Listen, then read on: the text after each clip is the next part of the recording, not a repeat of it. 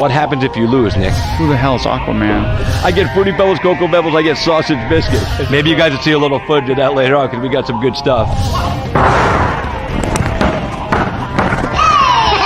Pull up the deuces. There you go, baby.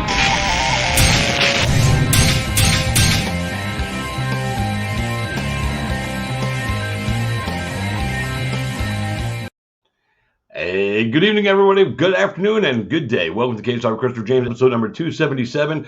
We've got a great show for you tonight, man. A couple things I want to do before we get my first guest on. He's standing in the green room waiting to come on. But before we do, I want to say congratulations to my dude, Chris Barnett, the Beast Boy. He got signed to the UFC today.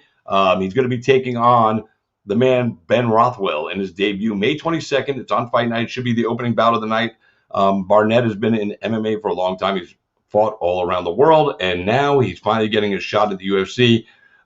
Hats off to him. I was the first one to announce him professionally with XFC years ago. I announced him at Island Fights, and all of us XFC guys and Island Fights people are very proud of him. He's worked hard, and he's deserved this opportunity. He's fun. He can fight. He dances. He's got personality for days. And when he's not doing all that stuff, he's a Pokemon junkie. So we're happy to have him going into the UFC. It should be highly entertaining. This kid will be a star. So congratulations to him. UFC 262 takes place this weekend. And I just watched the press conference, and the line of the whole press conference, Tony Ferguson and Michael Chandler were bantering back and forth. And Ferguson's like, you dodged me. You didn't want to fight me, blah, blah, blah. And Tony Ferguson came up with the quote of the year. He goes, man, you got Dana White privilege. You know, and Dana White busted out laughing. It was the funniest thing I've ever seen on a press conference for the UFC. So Dana White privilege, hashtag that. I did. It's fucking hysterical, you know, because people talk about white privilege. Now you got Dana White privilege. I just thought it was fucking funny. So I wanted to share that with you. But right now we're going to jump right in. I've got 5 guests tonight. My first one, he's a contender, veteran of the Ultimate Fighter. Didn't get the UFC, which was bullshit. He should have been in because he deserved it. But shit happens, and everything happens for a reason. He now does a meal prep company, him and his wife. They do all the work themselves. It's a phenomenal thing. I'm waiting for him to be able to ship shit to Florida because I'm going to eat his fucking food. And then he signed a deal with the PFL. It's a pro fight league, the $1 million tournament he is in. He had his first big win a couple weeks ago. He was supposed to be on the show, but then I got sick, and then I went out of town for my anniversary. But he was gracious enough to jump in with us today. He's in his car, chilling. We're going to bring him in right now. Ladies and gentlemen, welcome to Cage Talk with Christopher Jaynes, my man, Tyler Diamond. Tyler, how are you tonight, sir? Good. How's it going, brother? Same shit, smaller shovel, bro. You know, we just living the dream out here, man, and I know you're doing the same thing. So, first of all, let's before we get into the fight and all that good stuff, just personal life. How's the life going? How's being a daddy and the baby? Because the baby's so adorable, dude. I'm waiting for you to let his hair grow out to become a nice mullet like Dad's. But how's fatherhood changed you? Because you know it does. It changes you. There's no way to avoid it. You know, unless you're just a complete dick and you don't change it. But I don't know anybody like that. Even guys I know that are assholes, they become a dad and they become this whole other person. You've always been a cool cat, you know, before you had the baby and everything. So tell us how fatherhood has changed you first. You know, I don't know how much it's changed me. I'm still the same person in large part, but I understand things from a different perspective now. And I certainly can say, like, we are so blessed with the little baby boy that we have. I mean, not only is he healthy, but super cute, super easy. Like, I would just do anything for that little boy, you know. And people say you don't understand what it's like being a father until you are, and that certainly is the case. I couldn't even imagine it at one time, and now I couldn't imagine my life without him, without being a dad. So it's pretty remarkable, and we're pretty lucky. Yeah. So what's been the toughest part about transitioning to being a dad? Is it having to get up in the middle of the night? Is it, you know, what's the toughest part of you? Because, you know, people don't understand, you know, they think fighters have these super tough personalities. Nothing breaks them, but things do. We're human beings. You guys are human beings. So for you, what's been the hardest transition for Tyler Diamond, being a dad to that cute little guy? Yeah, the hardest transition for me has just been the fact that I can't really go and just do whatever the hell I want whenever I want. I just got to plan ahead now, right? But luckily, my wife is the real MVP. She takes care of him at night. She knows I'm in fight camp. I need all my sleep. like when an opportunity does arise to go do something, for the most part, I can go do it. So yeah, I got to give my wife credit there. But yeah, that's probably been the biggest adjustment. And to be honest, it hasn't been a crazy adjustment. We just got to plan things ahead now. That's all.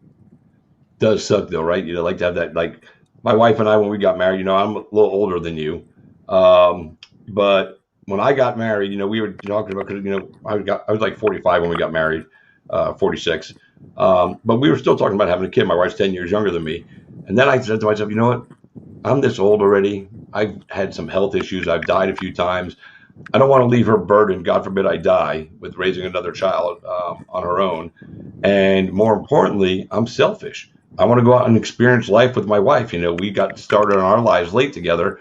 And because of my health issues, you know, I don't know how long I'm going to be on earth. You know, I've died 3 times, so I could die again tomorrow. And this time it might stick, and that's scary. So I want to spend my time with my wife. So we just jump in the car and do random shit. So I would hate to, we don't even have pets because we want to jump in the car and do random shit, you know? And so that part right there, I can totally vibe with, man, having to plan stuff. I don't like to plan stuff like that. I like to just be spontaneous and random. Yeah. But, you know, it's good though. It's good. It gets you grounded to some degree, being a dad, you know, because now you have to plan. You have to be a little smarter. And as the baby gets older, you'll have to do less of that as far as planning. You know, you can, when he's like 5 or 6, you go, hey, let's jump in the car and go to the mountains for the weekend. You go. Because he's 5 or 6, he can wipe his own ass at that point, you know. So, you know, it's a little more fun, you know what I'm saying? Right now, you know, wiping ass. Had your kid taken the proverbial big, nasty green shit that you had to fucking deal with the first time? You're like, oh. So, again, my wife does about 90% of the diapers. I'm like very lucky in that sense. But yesterday morning specifically, I got woke up and she was screaming hysterically. I thought something was wrong, so I get up. And she's holding him arms straight out, and there's just shit all over his leg and all over his feet. I'm like, what the fuck is going on? So we got this little thing that he stands up in, but it always makes him shit every time. And she put him in it first thing in the morning, and he just had a total blowout. Blew out the front, blew out the back, down his legs. It was the nastiest. That's the nastiest shit to wake up to when you have nothing in your stomach and you're having to clean up shit within 10 seconds of being awake. So, yeah, just yesterday, it was pretty rough. Yeah, that sucks, dude. That's like worse than getting your ass kicked in a fight. I mean, fuck, man. Nobody wants to deal with shit. So, blew out the back. Blew out the back, blew out the front. Poor guy. And you know, you can't yell at the dude, go, dude, what the fuck are you doing, bro? You know, I mean, he's like, I don't know. I'm shit. I'm a baby. I don't know what the fuck's going on. But that's awesome, dude. And you are blessed that you have a wife that takes care of 90% of that, because, you know, it's not always that way. So you are blessed, and ride that train as long as you can, brother. Oh, yeah. So tell us about the meal planning stuff. You know, when I first talked to you a while back, the first time you were on the show, you were just kind of getting it started. And I watch it. I keep up with your posts. I follow the page. And I've seen it grow exponentially. How I don't want to ask this question, but I'm going to ask, and you can kind of answer it however you want. Is this business that you've started, is this something that you can make a living off of, like take care of your family without anything else? Is it become that kind of an explosion financially for y'all? Yeah, we could solely live off the business if we were just like content people, but I'm not. And although we could live off of it, it's not the budget that I want. I want a lot more money than that, to be honest. So, yeah, it's going really well in that sense. We're growing exponentially at a super fast rate. So, but you know what? That's just a testament to us doing everything the right way, not cutting corners, having good employees that work really hard, paying our employees well, and yeah, when you do the right thing, good things follow you. And the fact that you said you could live off that, maybe not the budget you want, but the fact that you could take care of your family off that, and you factor into that, you know, for you guys that don't know, Tyler lives out on California. So California is a very expensive place to live. So the fact that you're able to take care of your family, in California on your own family-owned meal prep business that you guys started, grassroots. That's an amazing accomplishment, dude. So happy for you. I mean, that's a good thing. It's always something to fall back on, and it's good that you have that entrepreneurship in you, and you're growing it the right way. And congratulations on the success for that. Absolutely. Now, let's get into the fight shit, bro. Fucking good. This is why we're here to talk. So you made your debut. Let's see, March or April 23rd, PFL. You took on Sung Bin Jo, and you got the win, unanimous decision. Before we even talk about the fight, tell us about the experience. Different, because even though you didn't hit the official UFC, you fought in a UFC event, sanctioned event as a member of the Ultimate Fighter. So tell us the difference between fight week for PFL versus your fight week when you were doing the UFC Ultimate Fighter. What was the differences? What were the things you liked most about PFL? Was there something that the UFC did better in your opinion that maybe the PFL can work on? Yeah, no, it's hard to compare the two because I had a normal fight week with the UFC, and with PFL we did the quarantine thing and all that. But the level of professionalism on both sides was great. Obviously, that was what I was most impressed with PFL, was that they're right on par with the UFC as far as being professional, being accommodating, etc. But yeah, very weird situation with PFL. I have to go out 17 days early, quarantining for 2 days, having to train with an old teammate of mine in my weight class, Lance Palmer, and just us. And then we had to cut weight together as well, cut weight essentially by ourselves in our hotel room because of just the whole quarantine deal. So that was interesting, but overall, not the most ideal fight week at all necessarily in that regard, being out there so early and things.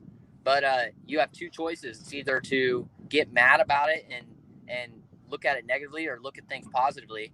And me and Lance just chose to be positive about it throughout the whole process, build each other up, and everything went smooth, really smooth actually. That's awesome. It's easy. I guess it's easy to be positive when you already got $2 million in the bank from winning the. You're like, fuck quarantine 2 days. I got $2 million. I'm good.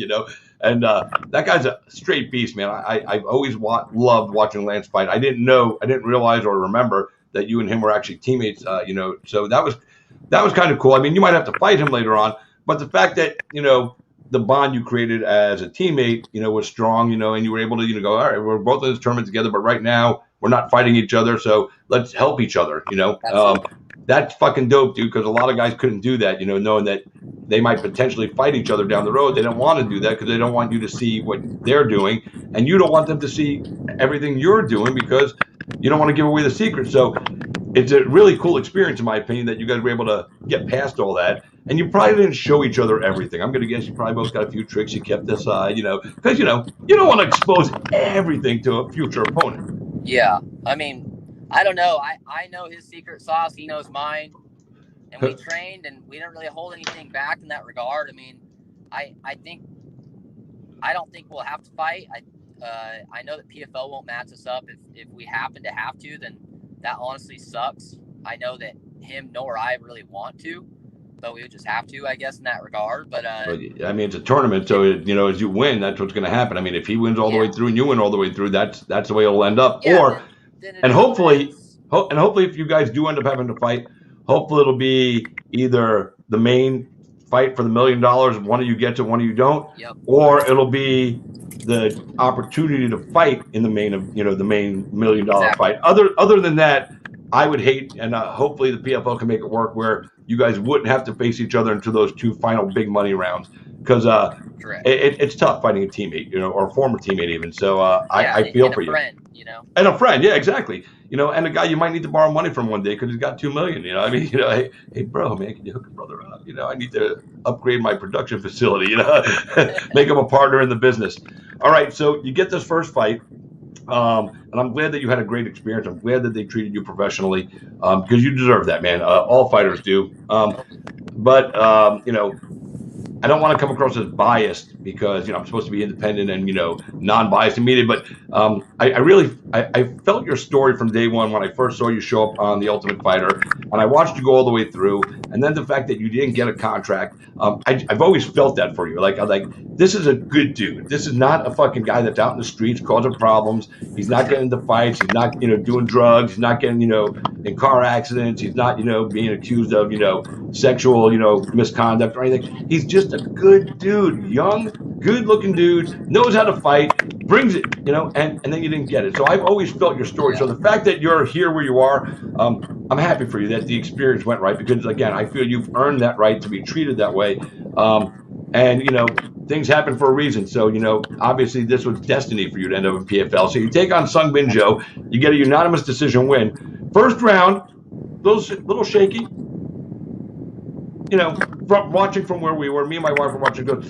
She goes, your boy didn't look like what we remember him looking at. I was like, I said it's a new league, it's a new thing, and I don't care. He hadn't fought in a while. Everybody can have a little thing to work out. And I told her, I said, watch the second 2 rounds because he's going to come on. And I predicted you were going to finish him in the third. I told her, and I bet her $5. I lost $5, so you owe me $5. But she, because I saw you start to come on in round 2 really hard. I started to see Tyler Diamond show up, and that's when I was like, and I picked you to win that fight either way, but you really started to kick into gear in second round. And really, so did you notice a difference when you went back and looked that your performance wasn't quote unquote, the Tyler Diamond, but in round 2 and round 3, we saw the Tyler Diamond, and we saw the future of this division, in my opinion, that you are right now, to me, you're one of the favorites to, make it all the way through. So, but did you feel it different in round 1 versus round 1, round 2, and round 3, where you felt you didn't hit everything the way you needed to?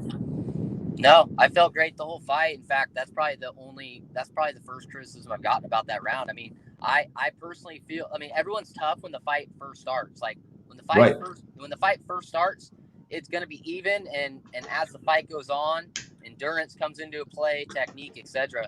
So rather than going out there and just kind of going balls to the wall like I normally do at times, I was just being cool, calm, calculated. I wanted to fight smart. If I took him down, he got up, no big deal. I'd strike them, whatever. When he came at me and blitzed me, I'd weather the storm. So, it just, as the fight went on, I think that you saw the difference in talent and the difference in endurance. And he did happen to catch me a little bit in that third round and kind of got me hurt. Right. But I went back to my instincts. I didn't know what the hell happened, and so that was all instinctual there. And that's why I survived. And then I end up dominating the rest of the round, and I don't owe you $5. That ref owes you $5. Any other ref would have stopped that fight. I listen. I agree with you 100% on that. So I'm gonna go get up and tell me it'll be $5. And I also want to be clear. I wasn't trying to be like, bad criticism on your performance because your performance was good all the way through. I get it. I just felt like having seen you fight numerous times. And maybe, and I don't know, maybe in the back of your head, because this is a tournament and you have to approach it different, you can't throw the elbows and shit like that. That's what I was thinking. Maybe you just kind of, like you said, you didn't put it all the way on the gas. You wanted to see what he got, what you're dealing with. And, the same thing with your opponent. I don't know if he delivered everything he could in the first round. But when the second round started, I looked at my wife and I told her, I said, now watch, this is going to be where the fight is won. And she goes, what do you mean? And she watches fights. And I said, now it's round 2 and round 3. I said, now these guys want to get points, and that's points when the fight starts. That's when the fight starts. And that's why I told her. The fight starts in the second half of the fight. That's when the real fight starts. That's when the fatigue starts setting in, etc. Mm-hmm. And I would argue that my opponent fought the best fight he's ever fought. If you looked at tape from previous fights on him, he was never aggressive. He was always kind of laid back and a counter striker, and that's kind of what I anticipated. Against me, he blitzed me a ton. Like, as soon as he would land once, he would just keep following up. And that surprised me a little bit. But like I said, I weathered the storm in those little exchanges. I cut angles, I moved my feet, and I did all the right things. Yeah, no, and you did. And the most important thing is, even if you had, whether you know it or not, or whether you realize it or not, and this is for any fighter, even if you have the beginning of that first round where you're kind of, you're not 100% yourself because you're feeling your opponent out, you got to see what he's doing. You got to catch his vibe. You got to get on his rhythm, which is what every fighter does. You went on there in rounds 2 and 3, and you turned up. You went out there and said, all right, now it's time for Tyler Diamond to show up and show these people why they signed me to the PFL and put me in this $1 million tournament. And you absolutely 100% did that. As far as your opponent goes, I'd seen some of his fights, and I agree. He's always been a counter striker, but I can't remember which guy he fought. I saw one of his fights where he actually came out almost in a similar fashion to he came out with you. Not as intense, but almost, where he came out and he set the pace off the jump, and the guy was, 9-1 coming in, or 9-0. Yeah, he was 9-1, right? 9-1. I think he was 9-1. When I thought he was 9-1, yeah. Yeah. And he, so he's not a slouch. He's definitely a tough cat, but I knew the distance was going to happen in that second round. And you did. You separated yourself, the men from the boys in that one. No disrespect to him, but we saw that there are levels to this shit. People talk about that all the time, but sometimes they don't get it. And then if people go back and watch your fight, I think they'll understand, because that almost personifies, puts into a visual those words. There's levels to this shit. Round 1, they went back and forth. It wasn't, a clear cut anybody, but in round 2, Tyler Diamond stepped up and said, you know what? I'm going to show the world that I'm on a different level than Sungmin Joe. And you did exactly that. Once the fight was over, you got the decision. I agree. The ref probably should have stopped it, but he didn't. But once you got that decision, how relieving was it for you? Finally, the fight's over. You got the win. You went in there and did the job. It had been so long since you had even stepped into a cage or a ring or any place. What was the feeling of relief? Because I'm guessing there had to be one, somewhere emotionally where you're like, thank God I got through this. Thank God I got the win. When the fight's over, and especially when you get the win, it's just a huge weight lift off your shoulder. I mean, your weeks where you're just thinking about this fight and the goal you have in mind, and it weighs heavy. And yeah, when you finally get it over with, it's just a relief. And then when you get the win, you know that, okay, I got 2 checks. It just makes it all that more sweet. So you always take injuries in fights, but your injuries hurt a lot less when you get the win. That's for sure. Did you sustain anything that, that's a major injury, or just, like standard, bump and bruise from a fight? Yeah, just standard. My right hand was pretty sore from thumping him so many times in the 3rd round. And again, that's the ref's fault. Yep. And then just like typical leg soreness from kicking the crap out of his calf. And that's it. So no damage, luckily. Well, that's good. Your next bout is confirmed coming up. It's going to be June 21st or June 10th. You're taking on another really highly touted dude in Brendan Loughnane. And I got to tell you, I love this guy. I love the guy. Love the way he fights. Yeah, everyone does. Everyone likes that guy. He's a good fighter. I love the matchup for you guys. This is a solid matchup. Styles make fights, and in the beginning of this, you can't figure out who's going to be where, because you got to go on wins and all that stuff. But as this starts to develop and we start seeing some of these matchups that will naturally occur because of who wins and who loses, this one right here, I honestly didn't even think about it until after your fight and after his fight. I was like, are they? And then it got announced. I was like, fuck yeah. This is a fight that you got to get up for. So for you, like you said, everybody likes him. I'm sure you like him. You respect him as a fighter. You're not that dickhead guy. You know that he's a tough son bitch.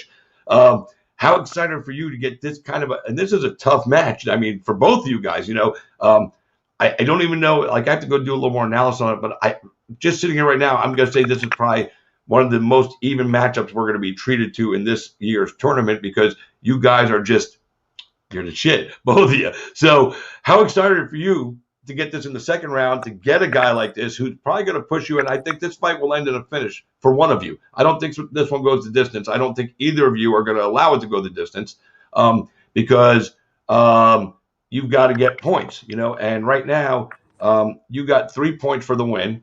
And, when he had his first fight, he got 6 points because he got a first round knockout. Yeah. So the points is definitely coming into factor. But again, how excited are you that you get this tough matchup to really show, this early in the tournament that, hey, I'm Tyler Diamond and I'm for real. Super excited. I don't know like a ton about the guy other than like the UFC kind of snubbed him as well. Mm-hmm. And it seems like everyone likes him on social media and stuff. I know he's from England, and I know he's tough, and I know he's well-rounded. That's all I know. I literally haven't watched him fight yet. But, man, people should have known they were probably going to match us two up. I think stylistically it's the most exciting matchup in the weight class. 100%. So, yeah, we're going to go out there and fight our heart out, and I'm going to for sure be gunning for the finish the whole time. Yep. Hey, listen, when you do start your camp and your evaluation of this guy, and you watch a couple of his fights, shoot me a message and let me know what you think, just as a fight fan watching a fighter, because I have a feeling you're going to be like, fucking, I like this guy. Fuck, he can fucking fight. Like if you were just a regular fan, you weren't in the game, this would be a guy I think you would be a fan of. For sure. It's weird. Are you a fan of any fighters out there, like especially in your division? No, not necessarily. I kind of got out of that mindset a long time ago because, I realized in college wrestling, I was like a fan kind of people in my weight class, but then I'd have to wrestle them. And mentally, I feel like I wasn't there where I should have been. So now I don't really look at anyone like that. I kind of look at them as just like they're all competition at some point. I'm better than a lot of them, just as good with some, and I think I can compete with anybody. Yep. So I try not to be a fan of like anyone in my weight class really. But if I was a fan of somebody, it'd be GSP for sure. Yeah, GSP, and that's not a bad guy to be a fan of. No. So for this next bout, since it's in June and the world is slowly opening up, have you gotten any information? Are they going to still enforce the COVID protocols 2 weeks out? You got to go out there and all that stuff, or are they going to loosen up, or do you not know yet? Yeah, I know they're loosening up a little bit. Like I think it's 12 days instead of 17. They mentioned something about like a limited fan base, so they said they'll get us more info when they know. Cool. So that's all I know at this point, to be honest. Well, that's awesome. And listen, before I let you, I want to say this stuff to you. Then I'm going to bring in my next guest because I've got a young guy. I never interview amateur fighters. I just don't. There's too many of them that, it's just they're not going to stick. They're not going to stay. They don't have what it takes. But once in a while, I come across a cat that I truly believe in. Like I watch him fight, because I've announced his show. And he just fought for us at Island Fights last weekend. He's sitting in the green room right now going like this. He's going, oh, my God, oh, my God. So I'm going to bring him on. I want you to I'm going to ask you when he comes on your advice to give to a guy. He's 27 years old. He's 3-0 as an amateur. He's 6'5". He's got fucking crazy range. I mean, he's got all the tools. And, he's like Sean O'Malley's doppelganger, too, only a bigger version. It's kind of funny. So I'm going to ask you to give your advice to a guy coming up, since you went through this already, and now you're in big leagues and you're doing big things, big boy things for doing big boy, big boys doing big boy things, I should say. But before I do that, I do want to say I'm really happy for you that you got this opportunity with PFL. So excited that you got that first win. This next matchup is going to really, this matchup with you and Brendan is going to dictate the tournament. It really, truly is. I think whoever comes out of that fight with the win is going to be one half of that $1 million fight. So, yeah, full on. And even if whichever one, whoever wins it, I still think the other guy could stay in. Like if you beat him, he's already got 6 points in, so he could still end up staying in and getting another opportunity to work his way through. Yeah. For you, you have to win, and obviously the finish is the most important thing because of the 6 points. But you could finish in the second and get 5. You could finish in the third and get 4, and you move the point ahead of him. So obviously the earlier the better. But congratulations to you on the success with the fighting. I'm so happy you're back, dude. I think the world has been cheated of not getting to see Tyler till now, and that's not me kissing your ass. I respect you as a fighter and what you bring and everything you're about.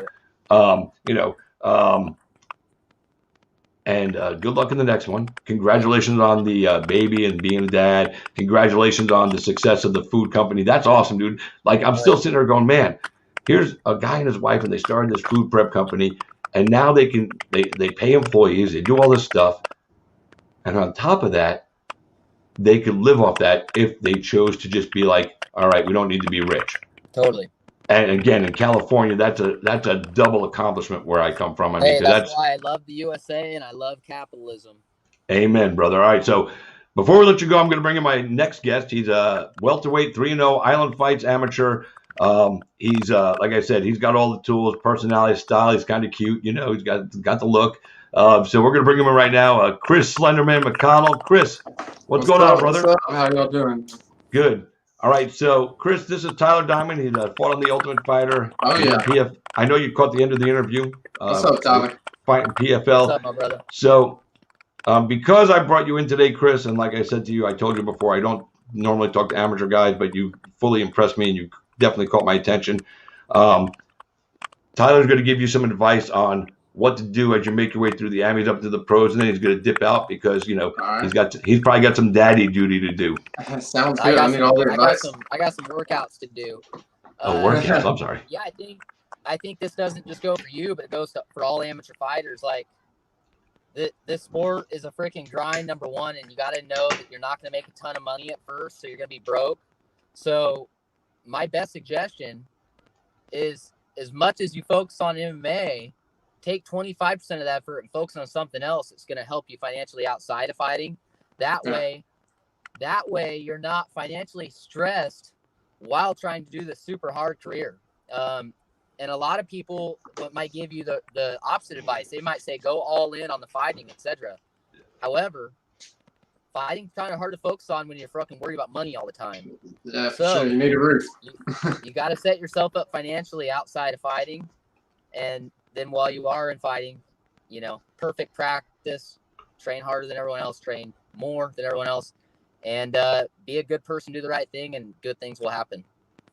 Thank you. That is some solid advice. And, you know, the way to make sure the financial future is secure is either do like Tyler and start a business, whatever it is, Tyler's food prep business is beyond successful, or marry a rich girl. Fair enough. And since you're already married, Chris, I'm guessing your wife ain't rich.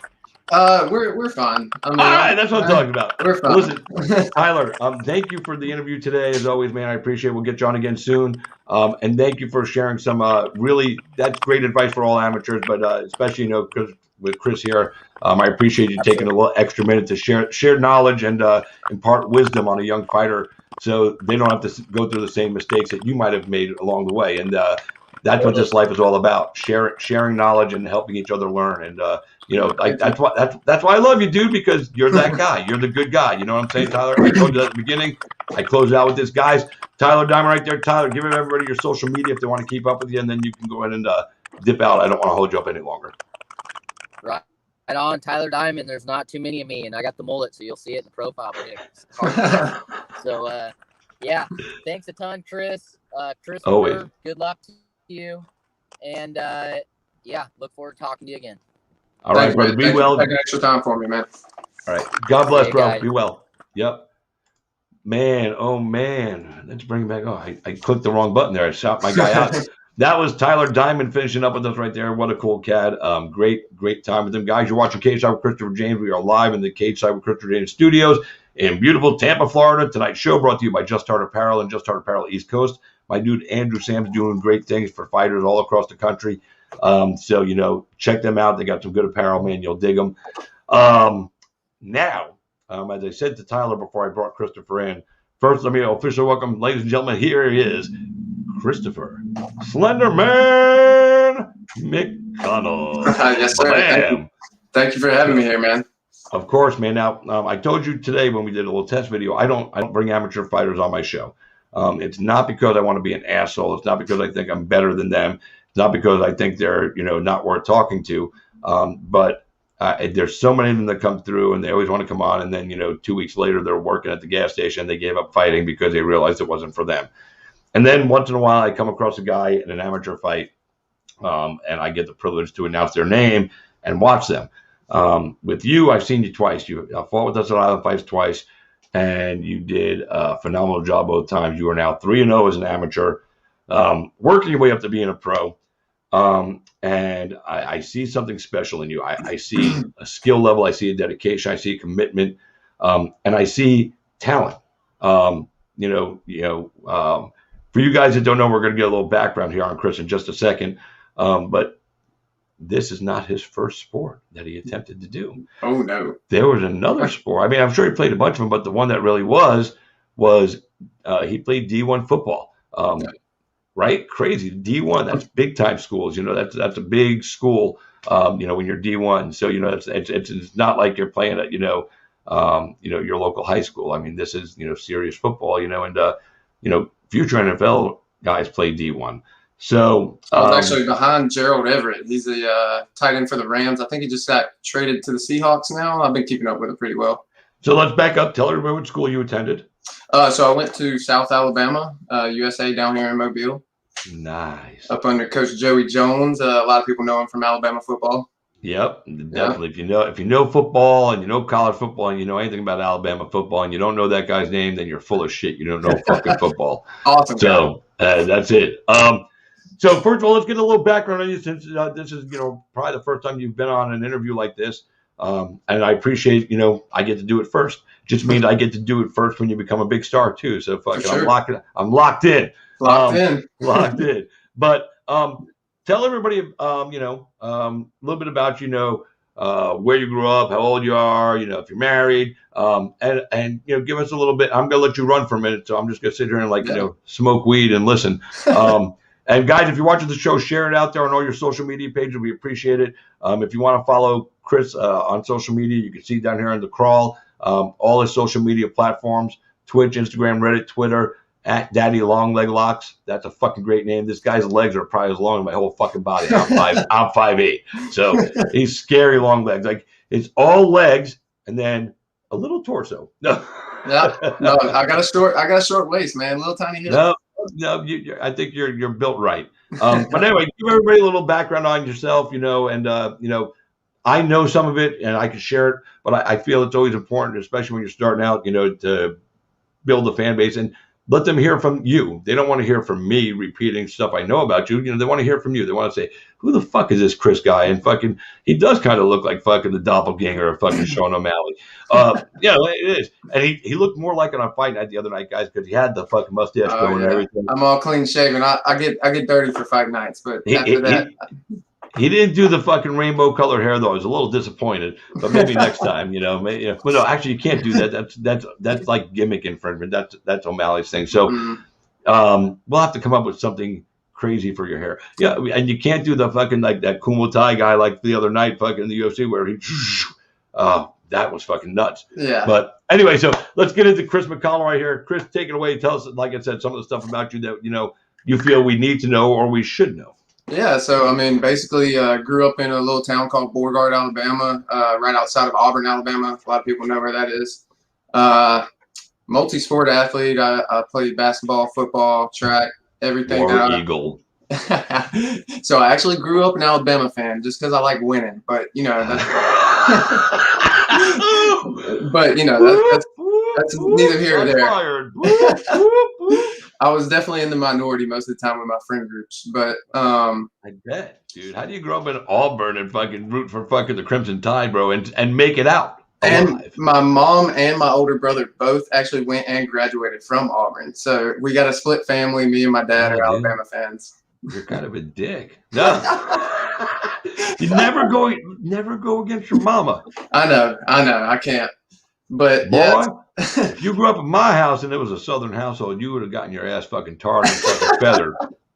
Oh, there was plenty of whoopings when I did stuff wrong. Believe me. Oh yeah. and if it was from your mom, she's like fucking going, well, you got in trouble at school.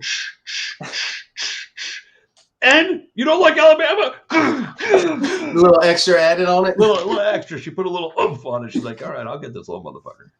But yeah, and speaking of my mom and dad, I mean, they were always super supportive of me. My dad actually played college football too. He was a quarterback. Where'd he play? It was like a community college. I'm not really sure, to be honest, off the top of my head. But So I always kind of liked playing football under him. He was always like my head coach growing up. Once I got into high school and everything, that was the sport I kind of started focusing on. When I graduated, I actually was 6'3" and only about 153, 154 pounds. So I was just a walking pole, man. It was bad. And so when I actually tried to go somewhere, I actually went to Birmingham Southern, a little small D3 school for a year and a half first. They put me some weight on, got up to like 190, and then I went to South. Nice. Yeah. And then played my years here. Kind of felt the loss of losing a sport, and kind of went crazy after a while, man. Like for 22, 23 years, I'd always had, practice Monday, this Tuesday, weightlifting Wednesday, and I just had nothing but a job. And so that's what kind of led me down the jiu-jitsu route. And I was a big Joe Rogan fan, saw there was a 10th Planet Jiu-Jitsu here. Shout out Coach Bobby Rivers. And then he accepted me in. I fell in love with it the first night. He'll even tell you himself. The first week I showed up twice a week. Second week it was 3 times that week. The third week it was 5, and ever since it's been 6 days a week. Man, I'm addicted to it. Even in football, I didn't feel the way that I do in practice. Like I never have a day that I go in there. I mean, of course I have days where I'm a little more sore or something like that, and my body may not want to do it, but I never dread practice. Like never once in my mind. Never? No. Never? No, dude. We have Not even a little bit? No, man. We have such a great vibe over here. You're a fucking weirdo, bro. You're just a weirdo, bro. Are you from Earth? I mean, because listen, I know guys at the top levels that have been doing this, forever and ever and ever. And they always said, even in the beginning, there was, days where they would walk in and they just dreaded something. They didn't not go. They still followed through because they knew they had to, and push through it, to fucking, if this was what they wanted to do, they had to push through. Mm-hmm. The fact that you haven't had a bad day like that yet, hats off to you, young man. No, I mean, guess what? I dread road work. I dread road work. I dread, weight sometimes, stuff like that. Like I'll get in my head, but I'm telling you, we just got such a good group in there. And even days where I'm not feeling great, like someone, as soon as I come in, can feel my energy off and they pick me up. And I mean, nice. It's just another great day. That's awesome, man. So, you said you got into this because you needed to fill a void when you left football. Like I said to you earlier today, they probably should have made you a fucking cornerback, 6'5", fucking 190 cornerback. I mean, it's going to be hard to throw a ball over your head, man, because all you're going to do is just go. Yep. Now you're 9 feet tall. Fucking, and motherfuckers like, God damn, how do I get over this motherfucker's head and try to drop a dime on my fucking receiver? You can't, because my long arms are going to swat that bitch out the sky. I might even one hand grab it and just pull it down and run the other way with the touchdown. So that's the same idea they had, except I just was scoring instead of defending. Yeah. Why did you play on the offensive side rather than the defensive side? Honestly, whenever I was growing up, man, I was just a bit more timid. Whenever I got into high school, I had like a little rut. I think it was honestly due to a couple coaches that I had that weren't the best for my mentality. And so I kind of got in this rut where I was real timid. I was scared. I was terrified of getting hit and all that stuff. And so I just never cared to hit people. I always was like I wasn't like a duck his shoulder and truck through him either. Like I was slinky. I was slippery. I was able to spin people. So I always played it more like basketball, just with a football. I mean, I would box people out, throw it to me to my right while he's on my left. It's just unfair. And now look at you, boy. Now you get hit for a living. I know, it's weird how that came around, right? What happened to you, bro? Did your nuts drop or something? What's going on there? I mean, maybe. Hey, look, and I'll admit it right now. So when I first came in too with jiu-jitsu, they always did striking at 10th Planet Mobile. Right. My first year and a half, 2 years, Bob, RJ, all of them, as soon as they came in, like they begged for me to come do striking with them, and I just wouldn't do it. I was like, I don't care about it. I'm just here to do jiu-jitsu and stuff like that. And then I was like, no, it's too random. It's too wild. Like, oh, shit. It's just all luck. I didn't understand it then. And now, like, I'm starting to I'm starting to get the feel for it. I'm not saying I understand it at all, because I feel like the deeper I understand, the deeper the pit goes. I mean, It's true. but It's an endless pit, dude. It never fucking stops. And the deeper you go, the only thing that is you're gonna go deeper next time. Because I mean, you never get to the bottom. It's okay though. That's okay. No, that's what makes it fun. That's why I chose jiu-jitsu and striking. It's because there is no end. I'll always be able to just better myself. Yep. And if you ever stop learning, you stop doing it. I mean, if you think you know it all, it just says that you don't, and you should probably walk away before you get hurt. You stop learning, you stop living, man. Amen, brother. Amen. I love it. Yeah.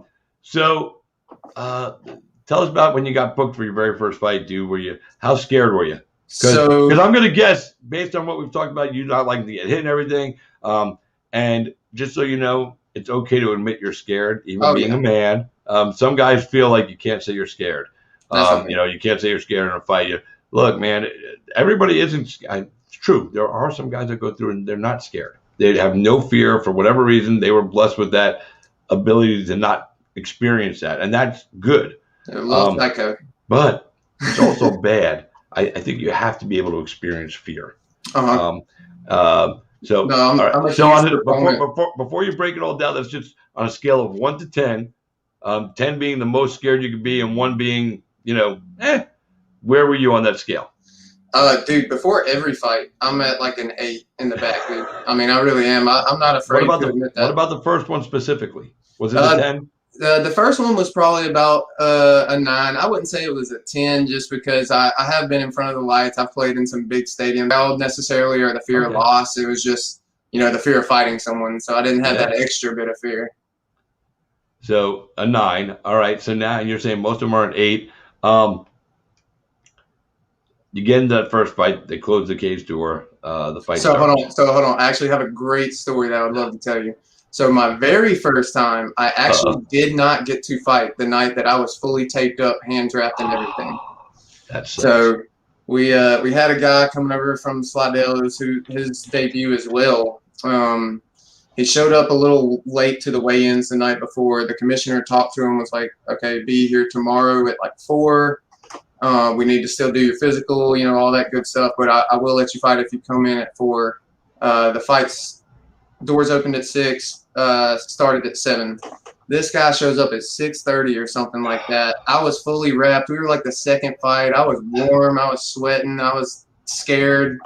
I mean, and then having the commission sit there and tell me that I wasn't fighting, dude, it broke my heart. But I think also it made me realize that I do want to do it, because I wasn't like relieved. I wasn't like, oh, thank God. I was like, man, I did all this shit for nothing. Like, I went through all this.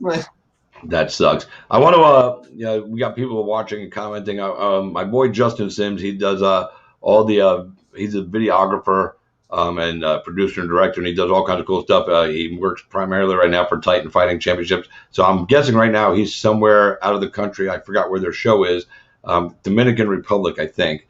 They have a show tomorrow night on Fight Pass, but he just commented because he's watching the show. Goes, there's this thing called fear, and it's Mick from Rocky between championship rounds, and it's a necessary evil for me, for my opinion. For some people, it really isn't, but I think just in general in life, fear is something you have to have. Because without fear, or Santo Domingo. See, I said what I said, Dominican Republic. He goes Santo Domingo. Oops. Yeah, you have that fear. It saves your life. Saves your life. I mean, fear. Can you imagine walking around with no fear at all in life? No. Oh, there's a fucking truck coming down the street. I don't care. I ain't afraid. So in front of the truck. In dealing with my fear, I knew that was like one of my biggest things, is that I did get nervous before stuff. I really started delving deep into like GSP, Thug Rose, because I know they're all really big proponents of being open about their fears before fights. And I just really love GSP's way of thinking of, like, if I wasn't fearful, like, I wouldn't be as focused. I wouldn't be as sharp. I wouldn't, if I didn't care, I wouldn't be at my peak. And as you know, I mean, it's not how good of a fighter you are overall. It's how good of a fighter you are on that night. Like, that's correct. you don't have to be the best fighter in the world, but you do have to be the best fighter on fight night. And it happens. That's how guys win fights. Yep. Justin dropped another comment. He said, "Much love to me," and he goes, "Let this kid know he's got a new fan." Thank you, Justin. I love the sport. And Justin watches fight because he does all the video work for Tight, and he covers around all kind of events. He watches fights. He loves it. Friends come out and say he's got a new fan, or that you got a new fan. That's cool, because fucking that means without even seeing you fight yet, he already believes in you. And Justin's a cool cat. Like, he don't just throw around belief in everybody. I don't throw around belief in everybody. And the story you're telling me, about this opponent you had for the first fight and all the problems with all that shit. Not showing up till late, this, that, blah, blah, blah. This is why I don't interview amateur fighters. That's what happens, know. So, but again, like I said, I have a pretty good eye for talent and seeing when somebody's real. And I totally got that vibe off you. So I'm excited to see you now. You've been with us twice at Island Fights, 2 wins. How much fun are you having now that you're getting fights? And because you're still gonna have some fear, but is it fun now? Now you're like more like, fuck man, I get to go fight somebody. I'm not gonna go to jail for doing it. I get to punch somebody in the fucking teeth. Fucking hey, I had a bad day of fucking my regular job yesterday. I can't wait to crack this motherfucker and take it out on his lip. I think those are real thoughts that guys have. Fuck man, I had a bad day. My wife pissed me off. Fucking, she wouldn't give me no ass fucking last week. This guy's getting fucked up. I mean. We all get hyped up about different things. Obviously, I went to a silly extreme, but does that thought come in as you're walking in, going, man, last week I had a couple of bad days. I'm going to take it on this dude and can't get arrested for it. So I try not to be too aggressive. Whenever I'm coming into the ring, I really like to. My mantra is stay cerebral and stay safe. So I mean, I really don't try and fight with emotion or aggression. I feel like it kind of leads to bad steps, missteps, punching too hard, leaning over your front foot, leaving your chin out there or something. But I mean, the main thing that I love and what gets me going is honestly like the 2 minutes that I have in the ring after. Like I love fighting and stuff like that, but I'm not above saying that I love the glory. Like, dude, when I stand on the corner, it's actually a thing in my gym that I say, like, I'm going to do the WWE thing. Like, I'm going to stand in the corner of the ring. I'm going to hold my hands up. Randy Orton, But, yeah, man. I'm a WWE guy, dude, so I totally get it, bro. It motivates me, dude. I love every second of the glory. Here's another comment from Justin. He said, align the butterflies into fighting formation. Some flick he saw while he was stoned. You don't remember what movie it was, but that's just fucking funny. That's true, man. Edward McKinney, I guess, is a friend of yours. He is. He said, you're on the come up. What up, Eddie? Hey, Eddie, drink your water, man. That man don't drink no water, dude. It's Eddie, bad. Drink your fucking water, motherfucker. It's bad, dude. Don't make me come get your ass, son. You better drink that water. It's horrible. Look at him. Fiji, too, Eddie. How many bottles you had today? I guarantee you it's like 2. If that. And wait. Ooh. Love my Mountain Dew. Eddie, he's a big man coming through. Let's see, what else do we got here? He said, let's go, Chris. I don't know if he's talking to you or me. But maybe he's talking to both of us. I don't know, man. He's probably talking to you. That's a buddy from my high school. Yep. That's awesome. Bailey Monahan. I'm sorry. His first fight, he said he wouldn't jump on the cage after he got the tap. It was the first thing he did. Bailey, don't call me out like that. So yeah. So this is actually a funny story too. Wait, hold on, Chris. Bailey, I fucking love you, man. Bring me the fucking stuff. Bring God, me the heat. Bailey, look at his face. He's all red face like that, man. Yeah, no, I remember. So that first night that my fight got canceled, I can't remember who it was. Somebody won, and they jumped up on the cage like that and straddled the cage. And like I said, I hadn't been in there. I hadn't felt that glory yet. And I made the mistake of talking poorly about this man and said, oh, dude, if it's an amateur fight, there's no way I'm jumping on a cage unless it's for a title. And then sure enough, man, my first win, my debut fight, I go and jump on the dang cage like a scrub. Man, dude, hey, listen, man. Nah, I'm just kidding. I understand it now. All those emotions come out, all that hard work, dedication coming to fruition, man. Jump up, take your moment, bro. Take Fucking it. enjoy your shine. I Yep. mean, that's important. So and like I said, man, I think as long as you stay on the path you're on, you're staying at 10th Planet, and you continue to evolve, I truly see you, becoming a pro and making it to the octagon. I know that's a far down the road vision, but it's something I see. Bailey said, had to call you out. Love you, brother. Love you, Bailey. Bailey, I love you. Again, if McConnell loves you, I love you because you put him on. He's gonna get a nice hard roll when he comes back. I'll tell him that. Put him on a nice fucking full blast, bro. And for that, we thank you.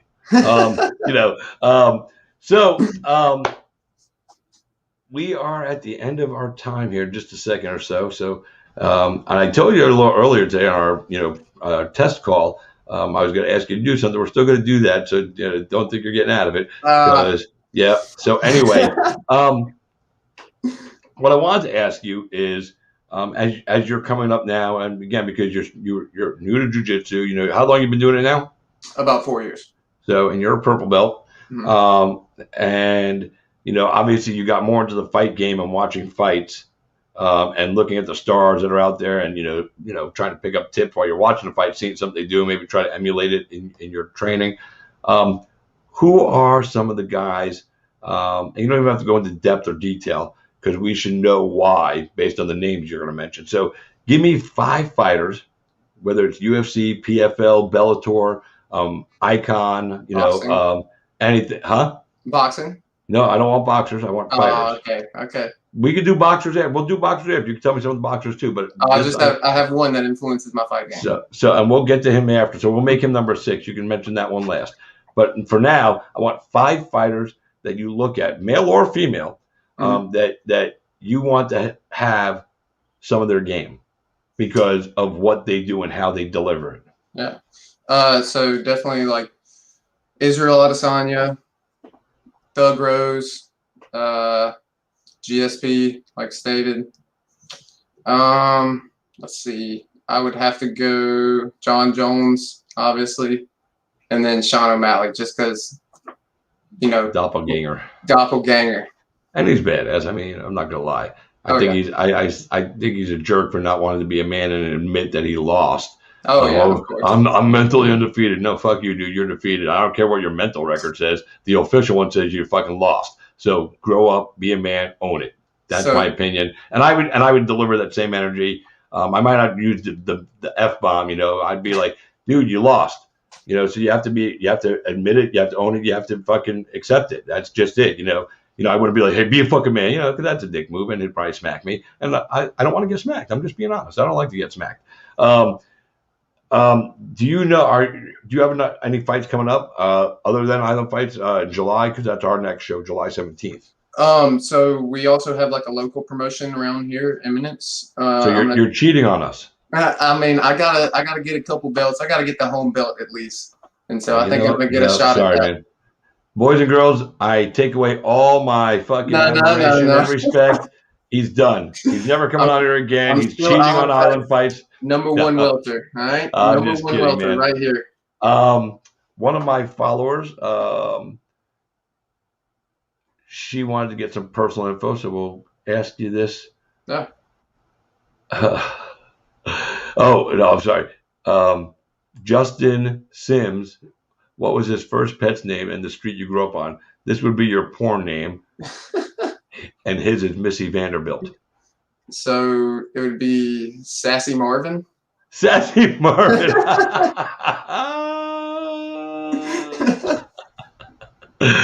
Yeah, let's see. What is the first pet? Mine would be Licorice Newman. I'm kind of digging Sassy Marvin. I like that, dude. Maybe you make that your fight nickname right there. Yeah. All right. So I told you off the air, I always ask first-time guests on my show to do something a little silly, and that's I ask them to sing. I don't care what they sing. They can rap. They can fucking spit lyrics and rhymes. But gotta sing. And don't give me like no happy birthday to you bullshit unless you got a new fucking remix version that's gonna fucking set the world on fire. So, ladies and gentlemen, my man, Christopher McConnell making his singing debut on Kingside with Christopher Jaynes. Take it away, young man. So I'm going to preface it, shouting out to my wife. This is her favorite song, okay? Ah. I'm going to have to pull it up. But you can't play it. Why do you build me up, buttercup baby, just to let me down? Let me And down. mess me around, and then worst of all, Worst of you all, never call baby when you say you will. say you But will. I love you still, I need you. I need you. More than anyone, darling. You know that I have from the start. Build me up, Build me up. buttercup, don't break my heart. Fucking rocking, dude. That is fucking awesome. That was epic. I love you so much, man. Bailey Monahan says, stick to fighting, brother. Hey, you sang a song and dedicated to your wife. Bailey, I don't like you anymore. That's horrible. Yeah. Hard rolls, Bailey. So now, hey, when you get him in a choke, give him a little extra squeeze from Christopher Jaynes, all right? I didn't feel that tap. Oh, yeah, one tap, motherfucker. Anyway, listen, brother. God bless you. Good luck. We're going to follow you all the way up through your career. We're going to definitely, every fight you have and everything, we're going to roll out with you, man. Proud of you. Like I said, keep doing what you're doing, dude, and you're on the path, man. Congratulations on the success. Finding a new avenue for your sport that you needed to have, that outlet, and being married and having fun at this, dude. And good luck, and we'll talk soon, brother. Thank you, man. This was a great time, really. I had a lot of fun. I'm glad you did, man. That's what we want you to do. Have fun and all that other good stuff, too. And just, have fun your whole time doing this, dude, because at the end of the day, you get to beat people up. I mean, fucking hate, dude. I mean, it's a fuck, so. All right, brother. Well, you enjoy the night. Tell your wife I said hello, and thanks for tell her I said thank you for letting you spend some time with us today. We appreciate it. All right. Thank you, man. 10P for real. Shout out. All right. Peace. Be well.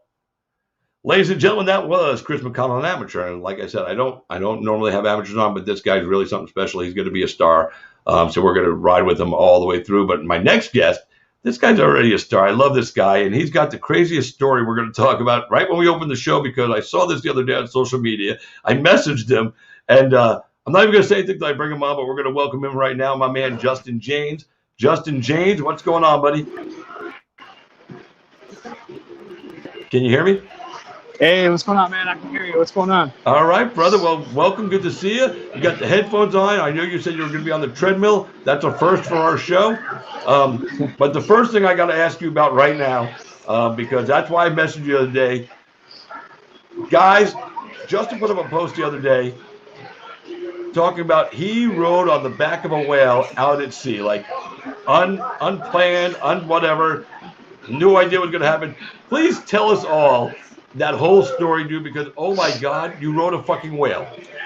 Yeah, man, it was a big-ass whale, too. It was like 60 feet. It was a really surreal experience. So we're tuna fishing out in the Pacific. We're like 50, 100 miles offshore, and we're going kelp patty. So I brought all my spearfishing gear so I could dive under the kelp patties to see if there's any tuna or anything hiding under the kelp patties, for that matter. And we stopped the boat in the middle of the sea. We're having a couple beers, kind of just chopping it up, and all of a sudden this whale surfaces like right next to our boat. I was like, holy shit, that's the coolest thing I've ever seen. And we're in like 1,500 feet of water, 2,000 feet of water, and maybe even deeper. The depth finder couldn't give us an accurate read of how deep the water was anyways. So it's like right next to our boat, and I was like, fuck it, I want to swim around with it. Like, I didn't want to get close, but I wanted to swim around with it. So I jump off the boat and I start swimming around, and I'm keeping my distance, from it. But before I know it, the current took the boat away, and the boat ended up being like 50 yards away. And so now I'm like, I'm kind of stuck between the whale and the boat. But my buddy didn't want to drive. And keep in mind, this isn't like a charter fishing trip. This is me and my buddies out on the boat. So my buddy didn't want to really get too much closer to the whale, because the whale flip the tail and send us packing. So it's kind of a weird thing. And so I was kind of just sitting there in the water. Next thing I know, I'm watching the whale underwater, and he keeps getting closer and closer to me. And I don't want to splash and panic. And I can see all these jellyfish underneath me. So I'm like, I just kind of want to sit still. Next thing I know, the whale is right next to me. I mean, like 5 feet away. And he's not moving now. He got next to me and he stopped moving. He's not moving his tail. He's just floating. And the current kind of pushed me towards him. And next thing I know, my left knee kind of bumps into him underwater. And I'm worried that it's going to startle him and he's going to take off swimming and, you know, fucking dive down or spook him. You know, it's an animal. I don't know what the fuck he's going to do. And so I don't bump into him again. I kind of rest my left side up against his body, and I put my left arm, as you can see in the video, I put my left arm around the 60-foot, 100,000-pound whale, and I'm kind of just holding on to it like this. And as soon as I put my arm around it, the whale dips under like 2 or 3 feet, maybe a little more than that, maybe up to 3 or 4 feet, with the swell. And next thing I know, I don't know if it positioned itself intentionally or if the current pushed me, but the whale is coming back up to the surface with me him in between my legs, like Free Willy. And being a hillbilly from Michigan, the first thing I do when I'm riding a big animal is I throw one hand in the air, Lane Frost style. So that's what I did. I threw my hand up in the air, and before I realized what was happening, the whale dives back down underwater. I swim back to the boat, and I'm like, holy shit, this is the craziest thing. Whale starts swimming off. I get my GoPro. I jump back in the water. He stops. He comes back and checks me out again. And I got a really cool GoPro video of me swimming around the whale. And it's like 8 minutes long, but it was a really surreal, incredible experience. One of the best, probably the top 3 best experiences in my life for sure. Dude, that's such a crazy story, dude. I'm sitting there thinking to myself, damn, I'm in the water and the whale just stops right next to me. I'm thinking, all right, I'm going to be fucking whale food, I mean, yeah. But for somebody like yourself, you are truly a man of nature. You go out and you hunt, and you live. You could easily be a mountain man living off the land, and you would survive. Me, I'd probably be dead within a week. No, that's I live for that kind of stuff, man. I love the outdoors. Hunting and fishing are my passions. Fighting, I love fighting, but hunting and fishing are my passions for sure. Yeah, but that whale story, you said you had an 8-minute GoPro video. Yes. Is that up on social media? No, it's too long to upload, and I just haven't taken the time. I'd have to fucking break it down into pieces, and I'm kind of just saving that one for myself, unless ESPN or something contacts me. You could load that on YouTube. Yeah, but it's just one of those things that I'd rather show my close friends that the video I posted. Some people don't like that shit. And I don't want any. I've already gotten negative feedback for posting the video I did. Stuff. Yeah. No, the video of the whale. Like this one guy messaged me. He's like, you should never touch a whale in the wild. This is the most disrespectful, disgusting video I've ever seen. I was like, I don't need any of that shit, dude. Yeah, it was a surreal experience. I had no ill intent, obviously, towards the animal. I had no intent to fucking ride a 100,000-pound animal in the middle of the ocean. I mean, we're so far off sea, you can't see land with binoculars. And these guys want to message me and tell me, oh, that's so disrespectful. Dude, fuck off, man. I had no intention of hurting the animal. I had no intention of disrespecting the animal. My intention was to swim around in the same water, let alone, I didn't think that it was going to come right up next to me, and I think that's where people, if I was like jumping on its back and slapping it and shit, sure, that's disrespectful. But this whale came to me, man, and, it positioned itself on top of me. So, I mean, people want to get offended by it. And, the other video, it's a great video. But, again, I'm not looking for negative comments. I'm not looking for negative feedback. I'm a positive person. Those people can save all that negative energy. They're already wasting their time messaging me and commenting on the video on my Instagram. And a lot of people, oh, that's not even you. It's like, oh, okay, it's not me. Go fuck yourself, dude. Like, so you're saying I found this video of this bald fat guy that happens to be hanging out with my friends, and I'm shut the fuck. I just don't like negative energy, man. And I know a lot of people do that, especially social media. Whether you win in fights or losing fights, you get all these negative people. I post any video, any picture, I get negative input. Go fuck yourself, boys. Yeah, I mean, that's the truth. And, I just so you know, you're not the only disrespectful asshole in the world, because years ago I was in Hawaii, and I was in Maui, and swimming and snorkeling and doing some stuff, and I went on a boat trip going out, and I'm probably about 15, 18 feet underwater, just swimming around. It's so clear and beautiful. I'm just loving life. I didn't have a GoPro. I didn't even have a camera with me. I mean, this was a while back. And this fucking giant sea turtle fucking literally came up and swam and bumped me, like came up under me and bumped me. Like, you know, this turtle was probably almost as big as me. You know, I'm like 5'8", you know, and I've never seen anything like that. And it came back again. And when it came back again the second time and it bumped up under me, I just put my hand on its shell. And I probably rode 40 feet on this fucking thing. It was the coolest thing I've ever done as far as in nature. And yeah, you're not supposed to touch them, you know, whatever. But this thing, like the whale, came at me, dude. Like for some reason, he wanted to be my friend for fucking 5 minutes, and I let him. You know, absolutely. You know, and go ahead. Sorry. I was gonna say, anybody that gives me shit about, because I told my friends the story, so I was like, well, you're not supposed to touch. I said, yeah, but I didn't touch him technically. He touched me, and I just tried to hold on so I didn't get fucking, you know, disoriented underwater and drown. I mean, that's really, that was the true answer. I like, when he bumped me, I went upside down kind of like, and I was a little, you know, he didn't bump me hard, like unconscious kind of bump, but it was, you felt it, and I never felt anything like that. So my natural reaction is to just reach out and grab onto something to hold on to. Only I'm underwater, so there's no wall or table, so the turtle was it. So, you know, fuck it. Do you remember what beach you were at? Do you remember what beach you were at? We were off the, I'm trying to remember the name of the beach because this was a long time ago. I will look it up and I will send it to you because I know I have it written down somewhere. But my father had rented us townhomes, like timeshare townhomes right on the beach. And we were right off that beach, but I don't remember the exact beach location. The only reason I ask is I was in Maui like 3 weeks ago, or no, about 4 weeks ago, and the same exact thing happened to my son, my 12-year-old son.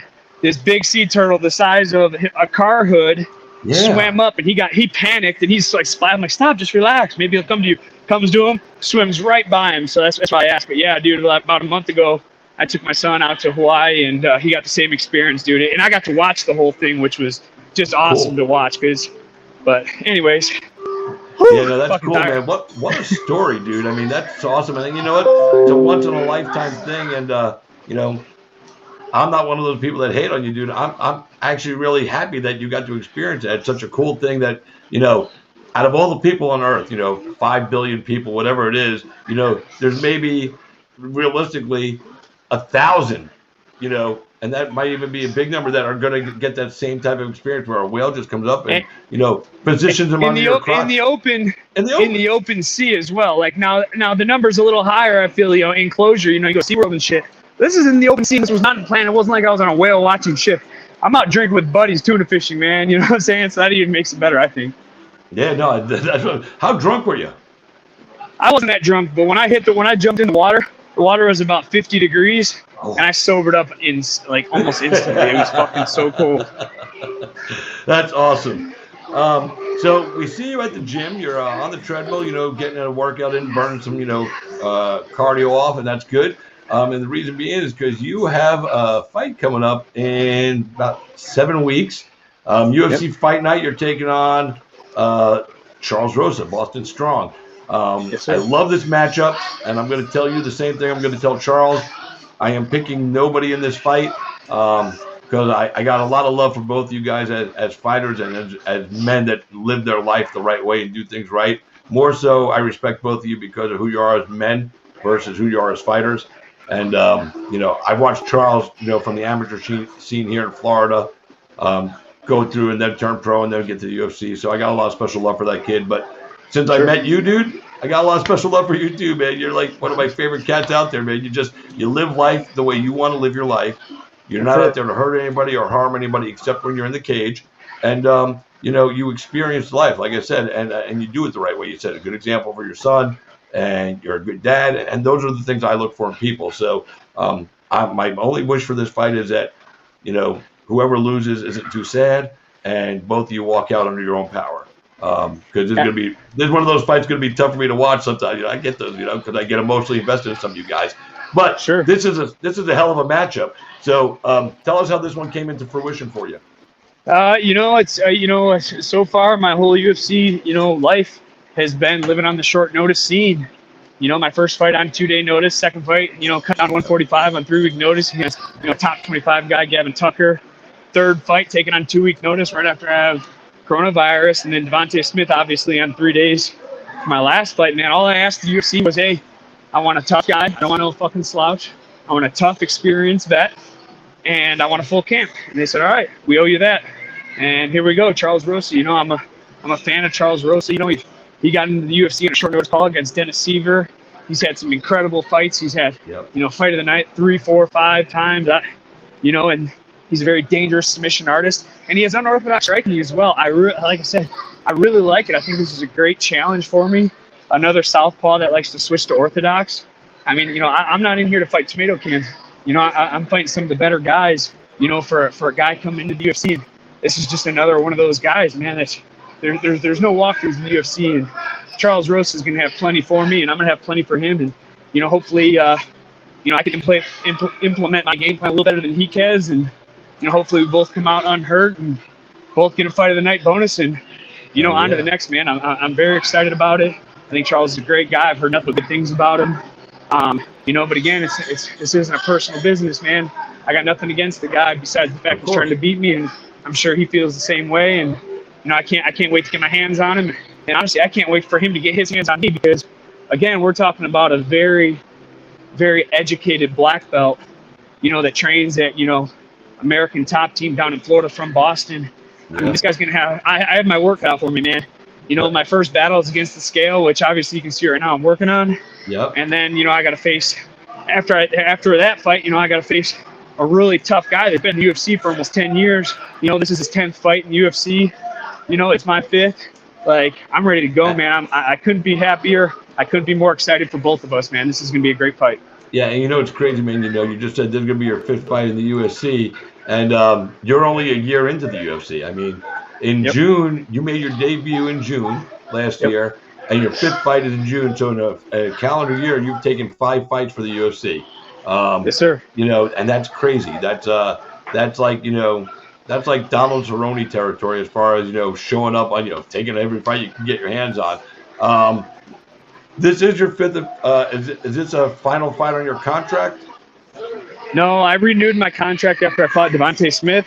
But if I lose this fight, you know, I probably will get cut, and I should. You know, I can't lose 4 fights in the UFC and expect to keep your job. So, you know, I'm very confident in my ability. What's that? I said, at least you're sensible about that. You know, you don't have any false expectation. You know, losing 4 fights in the UFC is usually ticket out the door, and you understand that going in. So most guys can't accept that's, you know, this is the fight game. That's what it is. If you can't win fights, you know, you don't belong there at that point. You know, you got to go back and work on stuff. So I have even more respect that you get that. You know, you're not, and when you said it, you're not twisted about it. You're like, if I lose, fucking, I don't belong there. I mean, so. No, I know where I stand. I know my ability. I know what I can do. But, you know, you got to win. And that's the end of the game, you know. And I think, honestly, after my debut, I got a little bit addicted to that 50K. And I was always looking for that knockout. I mean, I'm going against Gabriel Benitez, man. And we're talking about one of the hardest kickers in MMA. And, you know, with my wrestling background, you'd think, like, oh, let's take this guy down. Why would we stand to him? That was not my thought. My thought is I want to knock this motherfucker out and make 50 grand. Right. So, you know, I'm changing my game plan up a little bit. Not so much for Charles, because I know he's an expert wrestler, expert grappler. You know, I just want to hit him harder than he hits me, and I'm going to be in shape. My weight's going to be good. And, you know, we're not going to have any gas tank issues like I had against Tucker, you know, because, you know, I went from 180 pounds to 145 pounds in 3 weeks, man. And I made weight, you know, and I fucking almost finished him twice in the first round. So, you know, don't count me out. Charles has a handful in front of him, man. I'm excited. Like I said, I'm excited to get my hands on him and see how much damage he can take. Yeah, this is definitely an exciting matchup. Like I said, you know, because you have good wrestling, you have really phenomenal striking, in my opinion. And Charles is an excellent fighter on the ground. He's been training at American top team for so long. He started under Ricardo Laborio, and he continues to stay there and grow and prosper under great coaches and you know, training partners like, you know, Amanda Nunes and Mike Brown as a coach. So he gets to work with the top level people every single day. and that's an advantage for any fighter. I don't care who Absolutely. you are. I don't care how seasoned you are. I don't care how many titles you have. If you're training with, the top 3 in every weight class in the UFC or something around you all the time, you're either going to get better or you're going to go away. And Rosa's always gotten better. This kid used to fucking ride his bike like all over South Florida because I don't think he had a car at the time, and he was riding to work. Then he was riding like 8 miles to the gym or something. I mean, this kid was like, he had like, I want to say he had almost 20 AMI fights before he decided to go pro because he wanted to make sure when he did, he was ready. That shows you the maturity and the knowledge this kid had, because most guys, the states have a 5-fight. You got to do 5 AMI fights before you can become a pro, and most guys are chomping at the bit on fight number 4 to become a pro. And then you get a guy like Rosa who didn't. And I thought it was a well-played move. I didn't understand it for him at the time because he could have went pro earlier in everybody's opinion. Sure. But the only opinion I guess that matters when you're ready to go pro is the one of yourself. So we don't know. So with Rosa, like you said, your knowledge is ground game. When you get on the ground with a guy like that, a legitimate black belt, with expert lineage, to get that black belt, do you do extra preparation in the gym when you're training to really look at what this guy's specialty submissions are, and do you try to be put into those submissions in practice so you can work your way out of them? Yeah, man. I mean, it's just I'm not doing anything different for this fight than I would any other fight. I train my wrestling, I train my grappling, I train my striking. I've been working, getting in bad positions. A lot of rounds I'll start in submissions, get out, and get back to my feet and start banging on guys, man. If Charles thinks that he's just going to be able to take me down at his will and beat me on the ground, I got something for him, because it's going to be very hard to hold me down. I wrestled 4 years in college. I'm as strong as the Hulk. Like, I want to see this guy try and hold me down, man. And, honestly, I think Charles is more dangerous on his back than he is on top, to be honest. I don't see him wanting to engage too much on top. When he gets on top, he's letting a lot of guys up. And, he's very comfortable off his back, and he's very dangerous, too. I've seen that he's been losing fights before, and he throws a submission and kisses it. I have to be on point for this. I got to expect these bottom submissions. If I think I'm just going to roll this guy, I'm sadly mistaken, man. Again, I'm coming in this fight a big underdog. I'm like plus 180. I'm excited. I want to be the underdog. Charles, hey, I'm telling you right now, expect big hands coming. I'm swinging for the fences. It only takes one. If I touch him on the chin once, he's going to sleep. And if he wants to make any other engagements, good luck there too, because I'm stuffing his shot, and I'm swinging for the fences. And I want my 50K. Yeah, Charles is really good off his back. 100% agree with that.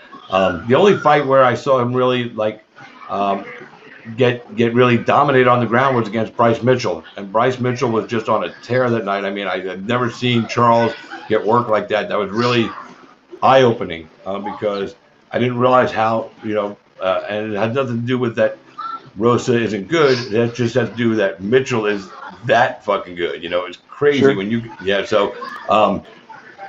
you have to go to the ground, man, maybe watch that fight and maybe pick up how to get the twister or something. Drop that in on. No, because we're talking about Bryce Mitchell, who's hit 2 in the UFC, and he couldn't hit on Charles. He had Charles in trouble a whole bunch on the ground. This guy's as tough as a cockroach. He's not going to tap. Nope. I'm going to have to beat this guy into submission. He's not going to. I knock him out cold. This motherfucker's not quitting. I mean, he's Boston strong, dude. Like, this guy has heart for days. Yeah. I'm either going to have to choke him unconscious or knock him unconscious. He's not tapping, and he's letting his shit break, and I respect that, man. That's what I want. I don't want these easy taps. I want these hard ass fights. And like I said, if I think I'm going to slap on a rear naked choke on Charles Rosa and finish him, I'm sadly mistaken, dude. This is I need the referee to stop the fight, because I know Charles isn't stopping no matter what.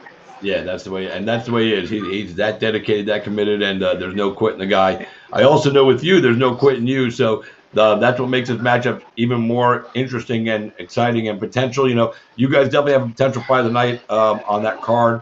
I looked at the card, what else is on there, and I think you guys are in the top 3 favorites of my picks to, be a candidate for Friday the night. So, I'm hoping you both get it too. So that way I can go, 2 dudes I love made an extra 50K. Hell yeah, Shit, dude! well, I hope we both get it, man. I hope he gets it and he buys buys himself something, buys his family something. Yep. I hope I get it. I need to buy myself something, man. I want the money to go around, dude. But with that being said, I'm still gonna try and take his head off. Absolutely, that's what you're supposed to do. If you were doing anything less, I'd be upset. But sure. Listen, brother, thank you for taking the time. Thank you for sharing that whale story. Yes, sir. Hey, I'm going to ask right now on the air. Can you send me the video? I'll send you a non-release. I won't ever share it. I just want to see this thing, dude. I'm like so in like. Hey, when we get together and hit a smoke session, I'll show it to you. All right, you're on, brother. Fucking, I'm going to make that happen next week then. Now I do. Let's go. Man. All right, well, listen, you enjoy the rest of your night, man. God bless you and your family, man. Again, man, good luck with this fight, man. I wish you the best. And, no pulling punch. I'm going to tell Charles the same thing I told you. I wish you both the best. I'm not picking a winner in this one. I just hope you both put on a show and walk out with some extra cash at the end of that night. Yes, sir. I appreciate you, man. Thank you so much for having me. I'll talk to you soon. Always, brother. We'll have you on again soon. Peace. All right. Boys and girls, that was Justin Jaynes. Hey, man, I love that guy. He's got a lot of energy. He wrote a fucking whale, dude. If you're just tuning in right now, go back and watch this whole interview. He'll tell you the story. And the video's choppy because he's on the treadmill in the gym, so the internet wasn't strong, but the audio was fine. A couple little spots he broke up, but no big deal. But listen to the story of this dude riding a fucking whale. I'm fucking floored. That's holy shit, So now I'm going to talk to this young man. And, I'm really happy that he's where he is right now. He's another XFC vet that, I announced back in the day.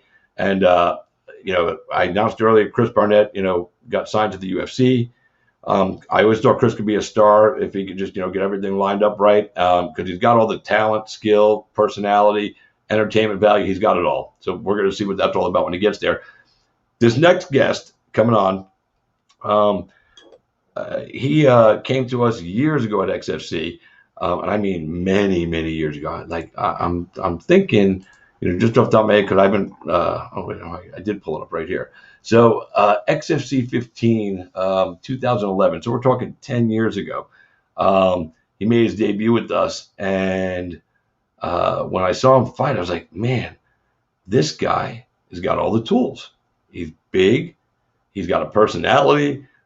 He's in the military. I mean, there were so many positive attributes about him besides the fact that he'd go in there and kick somebody's ass.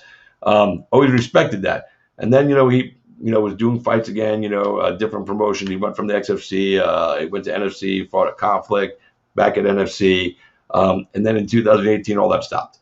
But he's back. And he took home a big win in the opening round of the PFL tournament against Kamaru Usman's brother, who was highly favored, and finished him. Dropped him twice in the second round and then fucking put him to sleep. I respect Usman for not tapping out. I'll give him that. But he went to sleep, and this man did it. So please welcome to the show. First time ever on the show, but a guy known like for years. Happy to see him back. Everybody, please welcome Mr. Brandon Sayles. Brandon, what's up, brother? Hey, what's going on, Chris? How you doing, brother? I'm doing great, man. I'm living life, happy, married life. I announce fights. I get to talk to fighters all the time on my show. Holy shit, here we are. You're fucking back, dude, in a big way. But before we get into the fight and, why you were gone for a little while, let me ask you this. I just told you, I'm sure you heard the news. Chris Barnett, another XFC guy back in the day, just got signed to the UFC. How cool is it that somebody, like both of you guys are on a huge stage right now, what's your thoughts on that? Because you guys, like I said it in the opening, I think both of you had star potential all this time, and now you're both getting to show it off 10 years later. Yeah, super awesome for Chris. I got to train with him actually right before that fight with the XFC over at Gracie Camp at Rob Kahn's gym. Yep. Like you said, super athletic, just a bunch of talent, huge personality to go along with it. Super good, down to earth dude too. Like just kind of came out of his way. Didn't have anything going on. Was like, hey man, you need a training partner. I'm all about it. And coming from the XFC, he's fought all over, so he's been a little more active than I have. But it's always good to see a guy like him who's been kind of making his way through, waiting for his big break to get something like this. And I know he's going against, the veteran,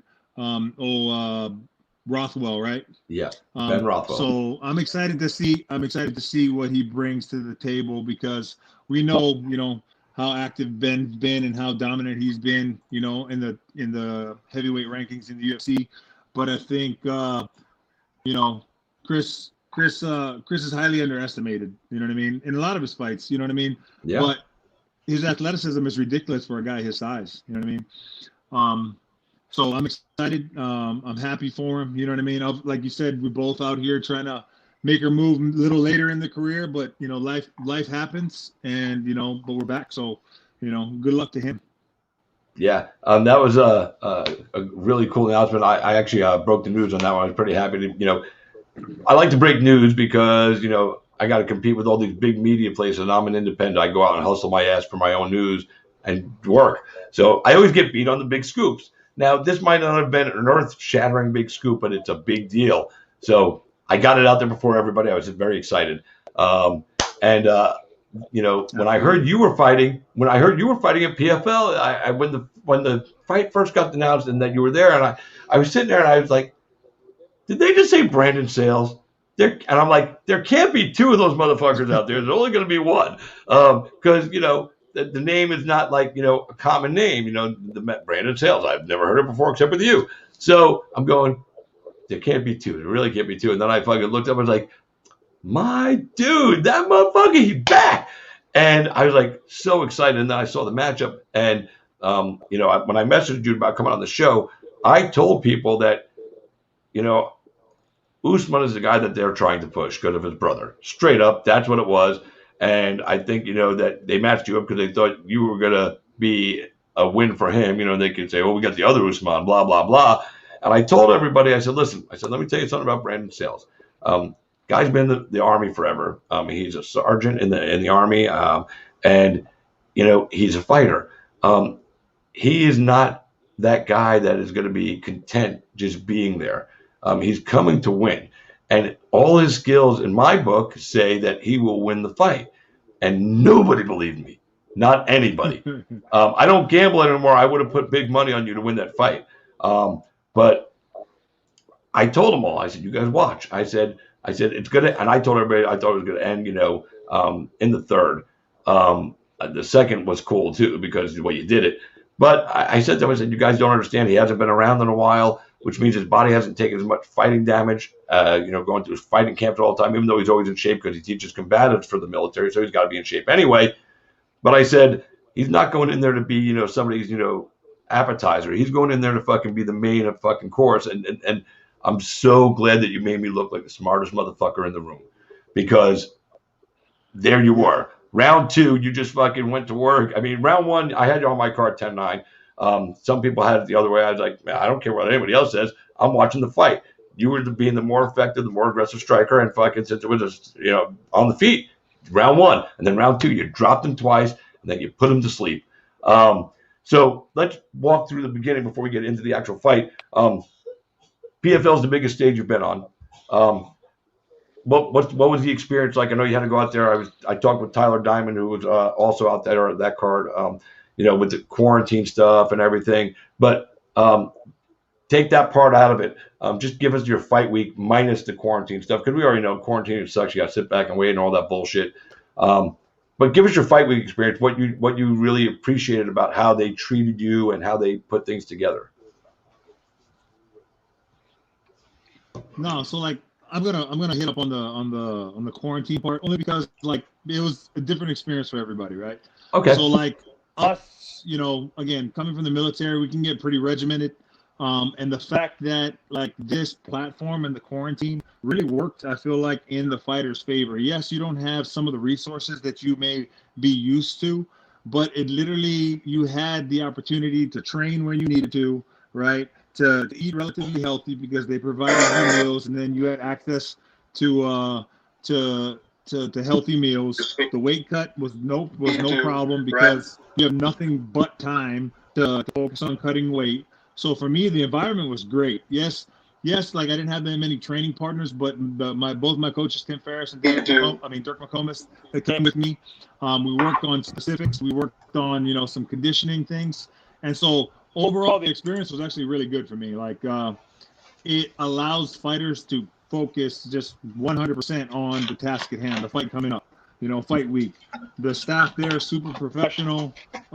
They had they've already been through 2 fight weeks before us. So by the time we got to the heavyweight and the female card, they worked out a lot of the kinks. So time hacks, there may be a 15-20 minute window here and there for media stuff. But overall, super professionally ran. Can't say enough about the staff. The COVID mitigation that they initiated coming from the military and dealing with all of that, very professionally ran. I'm actually looking forward to starting camp again. Like we start again, jump right back in because I didn't take too much damage, luckily, in the fight. Leading up to the fight, again, like you said, I know it wasn't the favorite. You know what I mean? He's coming out of a big camp. He's Kamaru Usman's brother, and we all see how dominant the Kamaru is in the UFC. And I think that kind of hinders him as an athlete, as a fighter, because sometimes you need guys to bring you down to ground level, right? And if you're coming out of a camp like that where the brother's one of the biggest names in the UFC, they may not want to tell him the truth and give him a realistic snapshot of where your skill set actually is. Kamaru is foundationally a wrestler, you know what I mean? And Mohammed is a football player. Don't get me wrong, phenomenal athlete. Right. But the problem is if things are going wrong in the cage for Kamaru, he can always lean back on his foundation, which is his high-level collegiate wrestling. As a football player, you're looking at your athleticism, but if you're dealing with a group of heavyweights who are just as athletic as you, then now it falls on the skill set. You know what I mean? How you honed yourself. Even if you're training with the high-level guys, like I'm sure he would at the UFC training facilities. He's got Francis Ngannou. He's training out there at Extreme Couture. He's training with Curtis Blades, all high-level competitors. The problem is with his name, they may not be telling him, hey, man, you need more time before you step on a stage like this. And I'm sure he could fast-track because of the resources that are available to him. But sometimes, and I'm not saying he was an easy fight. By no means was it that. He hit me quite a few times. But yeah. I think my experience and my strategy came into play because we knew watching tape and watching film, we had a good game plan, knew he was going to throw a big overhand right, thought he was going to wrestle more, so we focused foundationally on either getting back to my feet, stuffing takedowns, or getting a good takedown and solidifying good dominant body positions. With all of that, I didn't feel too much ring rust. I felt in really good shape. The only downfall about the whole situation is the footing that they had on the canvas, but that's been addressed. Both Ray and the production team there said it's going to be fixed. It was kind of like that plastic canvas type of stuff. It gets really slippery. So, it definitely played a part in how I kind of executed my offense because I wanted to push forward, but with unsure footing, I just didn't feel as confident as I probably would have if I had better footing. Yeah, I watched the whole performance. Like I said, I had winning round 1. I wouldn't say it was like a 10-8 type round. I mean, but it was, on my card, it was 10-9 clear. I know some people in the media didn't agree with me, and I don't give a shit. I know what I watch. I've been doing this a long time. I can watch a fight and see, my eye test. Sometimes I don't know how some of these guys are judges and everything because I don't know what fights they watch. But nonetheless, round 1, I gave it to you. Round 2, you really came out and you dropped him twice, dude. And when you dropped him the second time, I looked over at my wife and said, this fight's about to be over. I thought you were going to finish him with pounding. But you went to the choke and you sunk it into that. Guys always say stuff, you don't want a big heavyweight on your back. And then other guys go, well, you don't want a big heavyweight on your back. But if you're a big heavyweight, it doesn't matter. I'm saying, fuck you, because it's still 265 pounds. I don't care how heavy I am. You're still 265 plus, lay it on my back, and you're squeezing the fuck out of me. It's not an enviable position, no matter how big your opponent. I mean, you wouldn't want to be under him, getting choked, fuck it, it's 200, 300 pounds, you know, somewhere in that range. Fuck it. It's still heavy. You can be as strong as fuck, but that's still heavy, and especially if you're face down, it's a bad spot to be in. But you sunk in the choke, and I said to myself, I said, I wonder if this guy's going to tap. And I'm watching, and then all of a sudden, he was asleep. And I was like thinking to myself, man, Brandon's going to jump up. He's going to climb that cage wall. He's going to, I really, for some reason, I thought you were just going to go right up the fucking top of the cage and just go ape shit. Because the one thing I said to you at the beginning when I was bringing you on, you know, with your military career and everything and the way you live your life, I don't think people understand that you have a fucking ridiculously awesome, outgoing personality. Some of it came out in your post-fight interview. You were just on fire, dude. I was sitting there, I was like just so joyful because you were exuberant, you were natural, you were real, and that's the side of, you know, I don't think a lot of people get to see. And you know, that big personality with the big guy you are, dude, it all fits. It's like you and Chris Barnett. I think Chris Barnett is probably the most entertaining, fun guy I've ever met in fighting. But I would put you right behind him because you guys are both funny in your own way. But you made a statement in that thing in your personality. You made a quote. I can't remember the exact quote, but it was something along the lines of, you know, it doesn't matter what the name is. What was that quote you made about the end of the fight when they were talking to you post-fight? Which one? Like, it was kind of a long interview. I was having a good time. Obviously, the guys. The first interview you did where you were talking about, you know, you made a quote about it doesn't matter what your last name is, you know, hard work.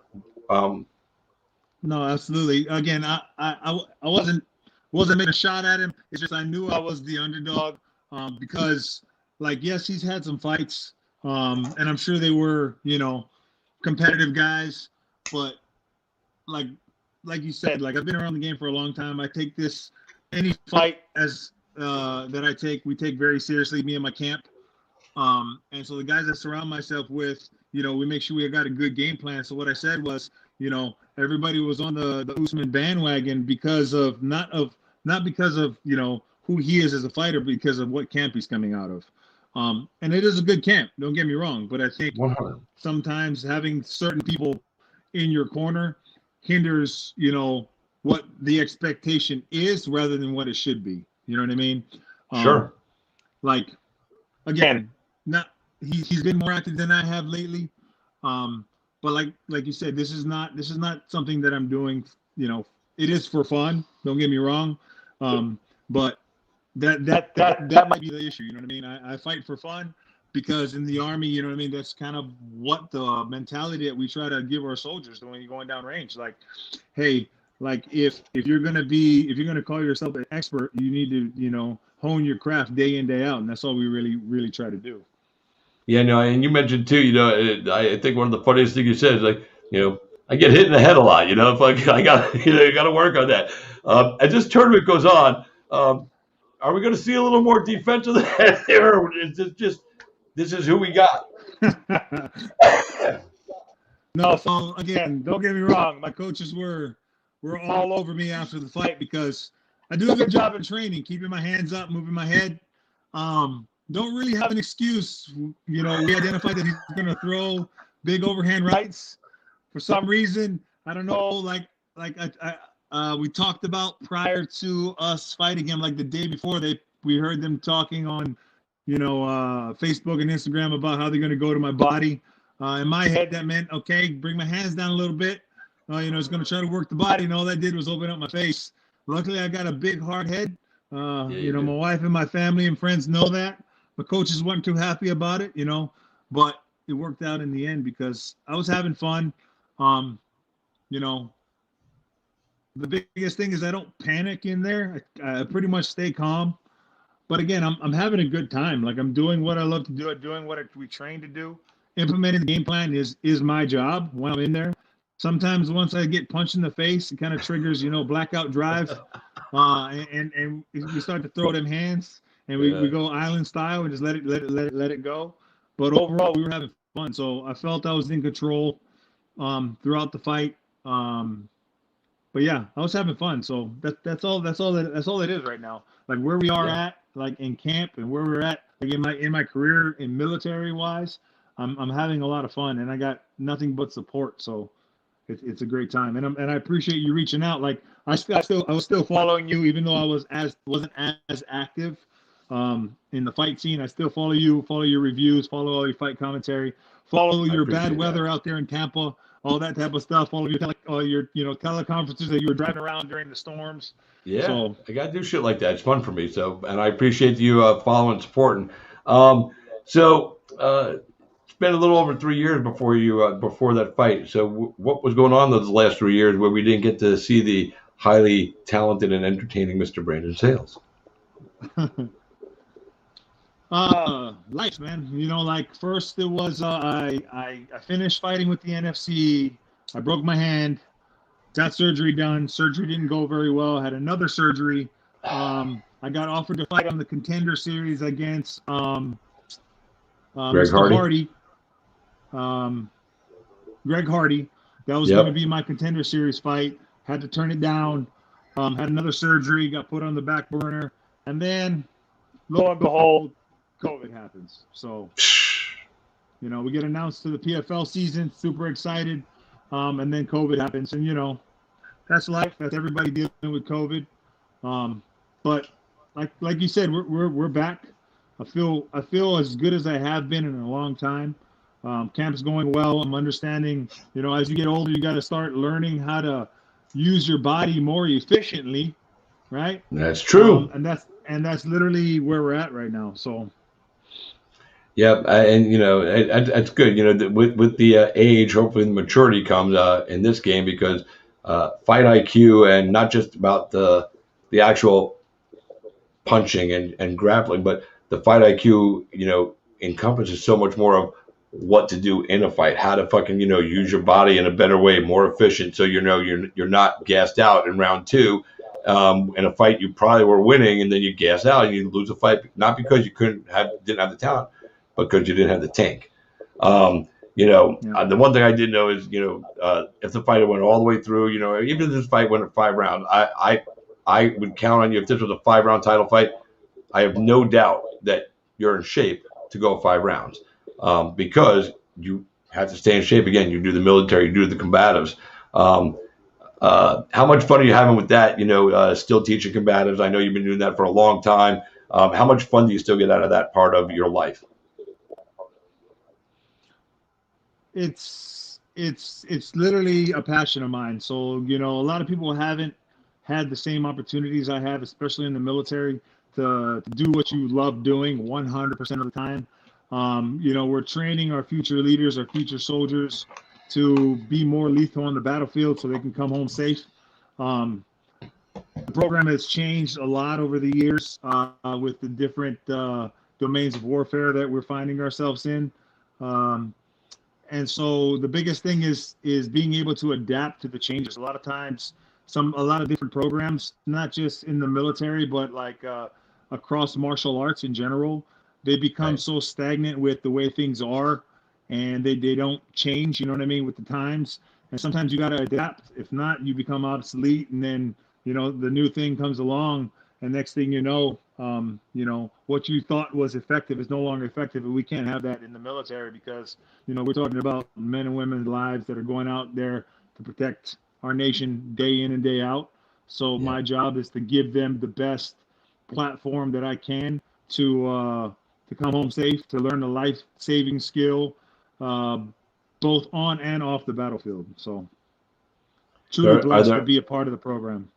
Yeah, and we're glad. I'm glad that I have the knowledge of knowing that somebody that is out there training our soldiers on a daily basis has the passion and drive to make sure that they have all the tools in their toolbox needed to go out there, and defend themselves and defend our nation, and not half-ass in the training, because you can't, because again, lives are on the line. Theirs right up close and personal, but it affects so much more if they're going unprepared.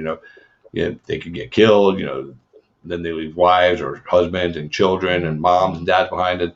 And, that would be a horrible feeling for me as their instructor. If they didn't send them out, I wouldn't be able to live with myself.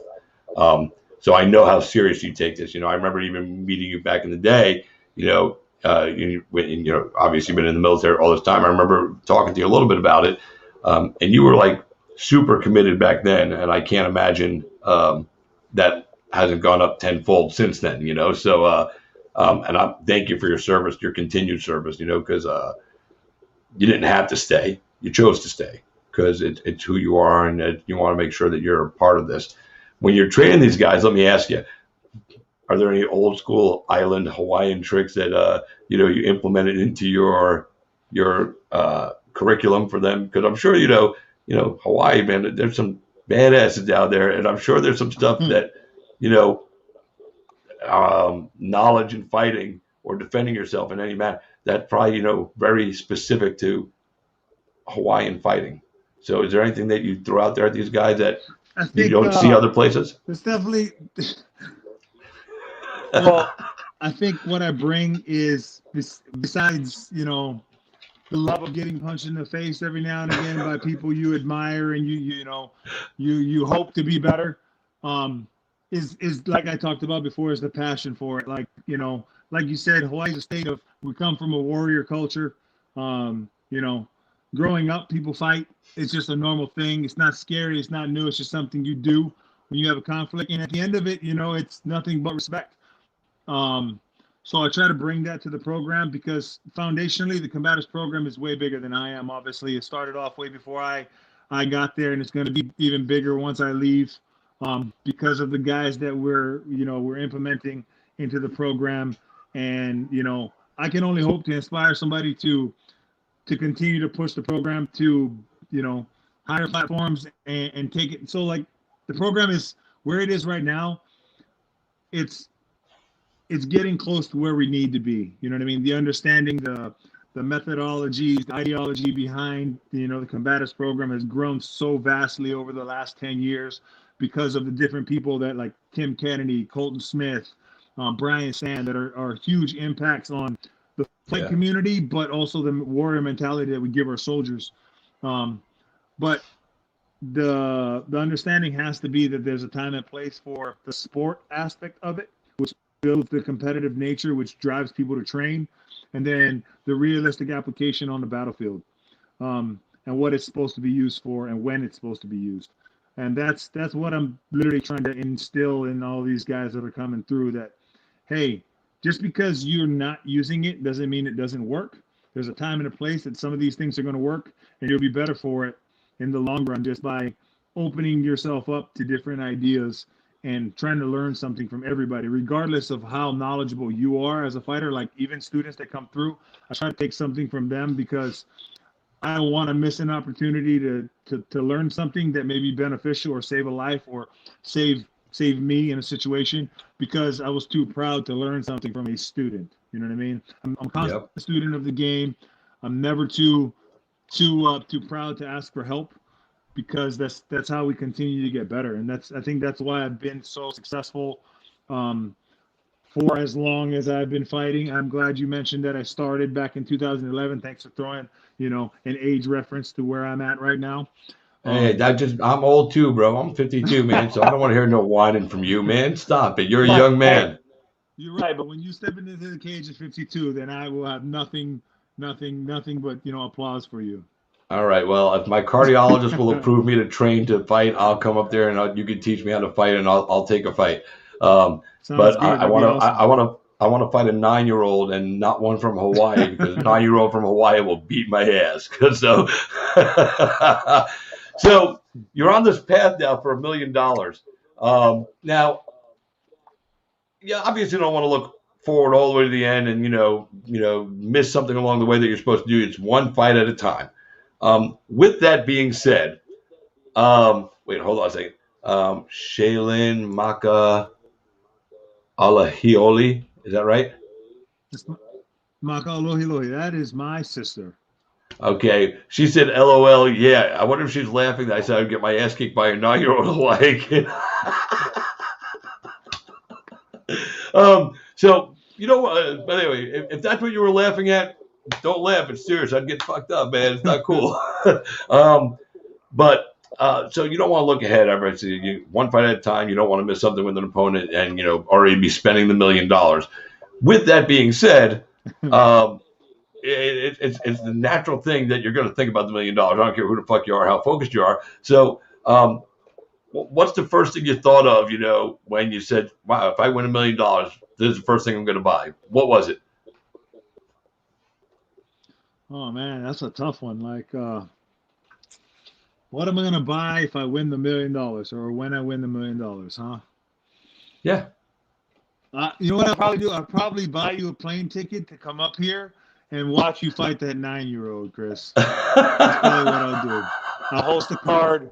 Chris versus a bunch of 9-year-olds. How's that sound? Dirk McComb said, with your $1 million first. Like, Dirk McComb has said the first thing you're going to buy is food. Thanks, Dirk. The first thing I would buy, and this changed over the last 2.5 years, but the first thing I would buy now is I would take like $75,000 and put it in something that's going to grow. So when my grandson is ready to go to college, that would be there. That would be the first thing I'd do. Then I'd buy myself a badass car. I'm not even going to lie, just something cool. Yeah. So I think I'm starting to get some. These are probably people that Amanda Farris said we got an 11-year-old. Who's Amanda Farris? That's my coach's wife. Oh man, your coach's wife's gonna get me. Little monster. Oh, I'm dead. Tell him Chi-Chi. That's from Amy Brothers. That's so funny, brother. That's so funny, brother. I've been to Hawaii a few times, so I know that's the right way to say you can't do it, brother. Brada. I got yelled at by somebody in Hawaii for saying it wrong. My friend down there, we went and did a show for my friend's band Rabbit in the Moon, and I emceed the show. So we all flew out to Honolulu. It was pretty cool. And I was trying to talk, and the guy that was our liaison with the promoter, he was telling us stuff. He goes, when you say it, you got to say it like brada. You can't say it wrong because people get offended, and Hawaiian people get offended really bad if you try to say something and you say it fucked up. So I got yelled at once. So I got all these people. So let's see, who's this? Maria de los Santos. So what does that mean? Mom. Yeah. That's your mom, Los Santos? Maria de los Santos is your mom? Is that what you said? One of my mothers, yes. One of your mothers. Hi, Mom. Then she went loud with the heart. She's talking about food. Yep. Kaylani Sayles. She said the food truck. Whole Ohana watching. I love it. The whole family in here. Well, listen, the whole family. I got to tell you, I love Brandon, man. Like I said, I meant what I said when I always thought he'd be a star if he got the opportunity to fight on one of the big shows. The PFL wasn't even around then, but I'm glad they're here because now he can be a big star and make a lot more money in one season here than he could probably make in 3 years in the UFC. Not shitting on the UFC right there because the UFC is still the end all be all. Let's all be honest. But, and for somebody like you, Brandon, you go win this tournament, and I'm not looking way past the future, but if you go win this tournament and you become a commodity to the UFC and you walk in there with $1 million. So, that would almost take the pressure off making a UFC debut on anybody because you just made $1 million winning this big ass tournament. Like, fuck it, man, I'm just going to go beat up another fucking heavy guy. Fuck it. I like it. Amberly Maka, that's your brother. She said she loves watching my brother fight on TV, and she lives in Ohio. We love Brandon. All I can say, my brother is the Rock, kick ass. I love it, dude. You got a lot of support out there, dude, and it's awesome. You deserve it. You've earned it. I respect and admire you more for what you do outside of the cage than what you do inside of the cage. And I respect the hell out of what you do inside the cage. But like I said, I was in the Army years and years ago. You were probably not even born yet, for Christ's sake. I don't even know.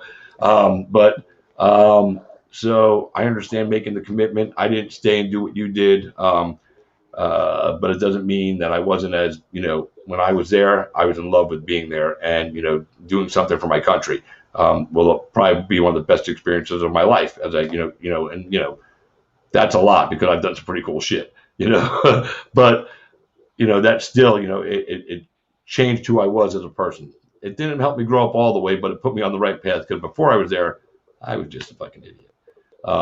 But it definitely learned something. So knowing that you stayed through it, and you are doing what you're doing, and again, helping our soldiers be at their best, be at their safest, be at their most defensible, when that time comes, if it comes, that that's a special thing to do, and it's a huge responsibility and the burden. Again, if they go out there untrained and they die or something, you're going to wear that on your heart, and that's not something anybody would want to live with.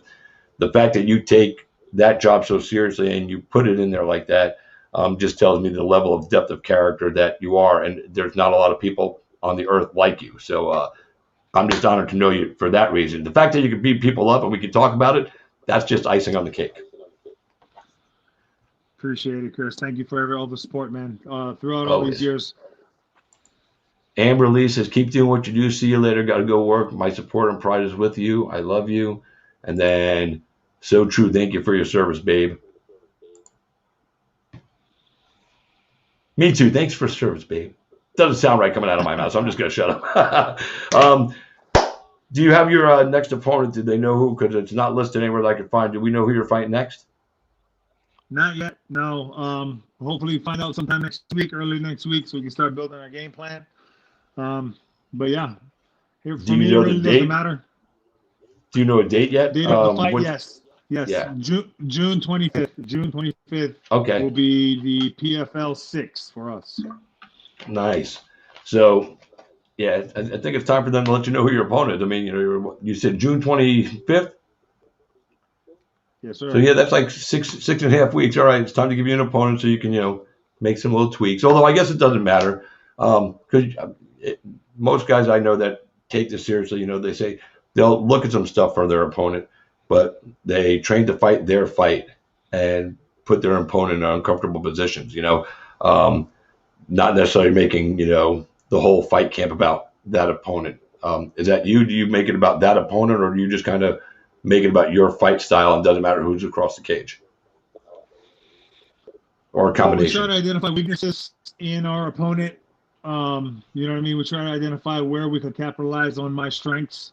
But we also make sure we put ourselves in bad positions to where their strengths will most likely take them if I'm put in a bad place, and work from there. So, we kind of keep it well-rounded. My coach, Tim Ferriss, and Dirk McComas. I got Will Ransom. I got a buddy, Tim Stone. I got a bunch of guys that I surround myself with that are nothing but supportive. I got guys that I used to work with. My buddy Yaakov Cleely, who gives me a call, gives me pointers. I got friends that started with me when I first started fighting with the XFC. Keith Bach and just a bunch of guys that were also soldiers that understand the work that we're going to put into the camp, and then just build on applying the techniques that we've learned to come out with the victory. You know what I mean? There is hardly any place in a fight that I don't feel comfortable going. Sometimes I get hit a lot more than I plan to. But sometimes that's what it takes for me. Sometimes I need to get hit to get going. I don't know. You need a wake-up call. It's frustrating. I do. And my coaches have already decided, like, hey, we're just going to slap the shit out of you before you go ahead into the cage to get that out of the way. Maybe it'll turn on a little sooner. But that's never a good plan. You know what I mean? That's my point of view. I think they're just like whacking me. So maybe at the end of your walkout music, you have, Reveille played. Nah, you're gonna play. Oh, I'm not gonna play. We're good. You know what I mean? I don't have my trumpet in here, or I would do it. Okay. I'm telling you, I have a trumpet here in the house I play with. But it's in the other room, so I'm not getting up to go get it. The studio is my zone where I don't play the trumpet because nobody should have to listen to that from me ever. Well, listen, my brother, I am so proud of you, dude, that you stayed the course and that, you're going to get the opportunity. I'm proud of you for staying the course. I'm happy for you getting the opportunity to, be on a huge stage with a giant fucking payday at the end of it. Because While, I think fighters deserve to get paid more than what they get. Um, some people say that fighters, should be making, 6-figure incomes. I don't know if we're there yet, but I don't think any fighter, in my opinion, I don't like the win and show money. I don't like 10-10 or 12-12. You fuck it, 25 flat. That's it. It takes the pressure off the fighter. Not that he doesn't want to perform, but that financial part of it. So for me, the starting pay should be 25. Your first, let's say it's the UFC, because the UFC and PFL, I guess, could probably be and Bellator are probably the 3 companies that could pay the most. But so I'd say 25. Your first 3 fights, 25. If you win that first fight, your second fight, you get a $5,000 escalation to 30, and your third fight, if you won your second fight, you get another 5,000. So on the third fight of your contract, you're getting $35,000. Once that contract ends, there's got to be a mandatory escalation to the next contract of, I would say, $75,000 a fight. It's not a lot of money, not with the money that's being, especially by what the UFC generates revenue-wise over all the other shows. Their money, they bring it in. So at that point, 75. And then again, if you win, escalate for each win. And for when you get to your third contract that you're 8 fights in or 7 fights in, you should be on 6 figures. Because at that point, you've had 6 fights. You've either cemented yourself as a star, going 6-0 or 5-1. But if you go 2-4, in those first 6 fights, then you're not performing at the level to get that big money. I think it's got to be performance-based after that third contract. When that third one starts, then it has to be performance-based with a minimum, but it can flow. So if they say, fight number 7, 8, 9, you're getting 6 figures, so you're getting 100 grand flat. Or if you had 5 stellar performances with 5 knockouts, you're going to get 200 flat for your next fight, because you guys got to make money. And in the UFC, it takes a long time unless you become a Conor McGregor, and everybody isn't going to be a Conor McGregor. So although him being there has elevated some of the pay for the fighters. So while some of the stuff he does is nuts, that's the part I'm glad he brought with him, that it forced the UFC to pay a little more money. Not a lot more, but a little more. And a little more is better than not anymore. So, but I think you guys all need more money. So I'm glad that for you, because again, later stage of your career, you don't want to have to, start at the beginning of the UFC and get to 10, 12 fights and then maybe, get a shot at a big money fight against a big opponent, maybe a belt. You can become a champion here, a respected world champion, because PFL is here. I think PFL has surpassed Bellator as number 2. That's my opinion. So becoming the PFL champion has glory and credibility to it. And like I said, at the end of the season, you make the $1 million plus your fight pays all the way up. So, it's probably, I guess, you don't have to tell me, but I'm going to guess somewhere about 1.2 million. If you go all the way through the tournament, 1.25, somewhere around there, that's a guesstimate. And for 6 months of fighting.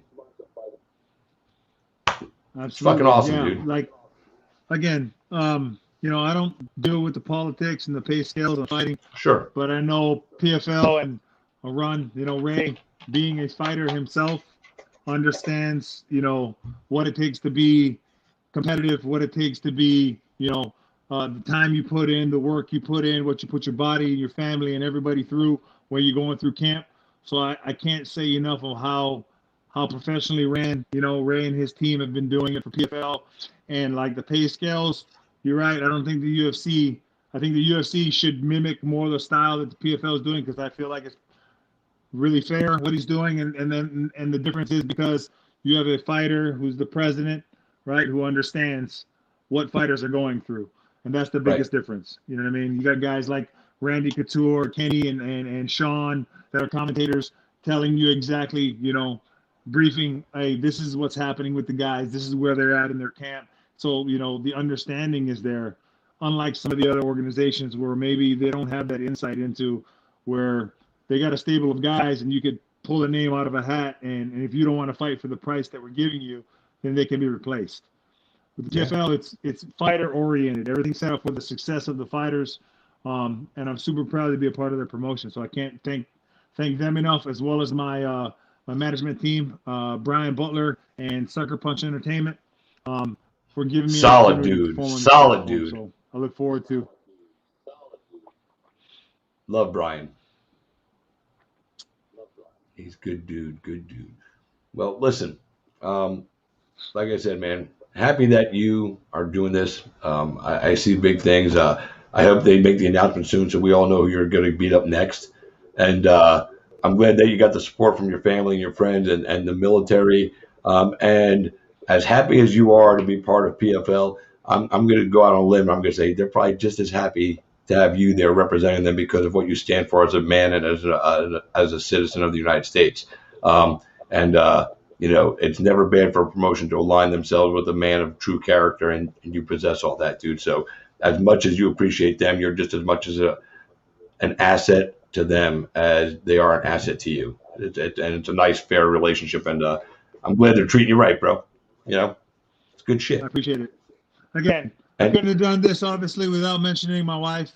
The support element, her taking care of me through thick and thin, and being as busy as she is, being an army spouse, a mother to my children, running her successful business, and then and a fighter wife that comes along with, and a fighter wife, one of the loudest at the fights that are closed because she was one of my corners, giving me all that good coaching material, like punch him in the face, babe. I wasn't doing that very well, so.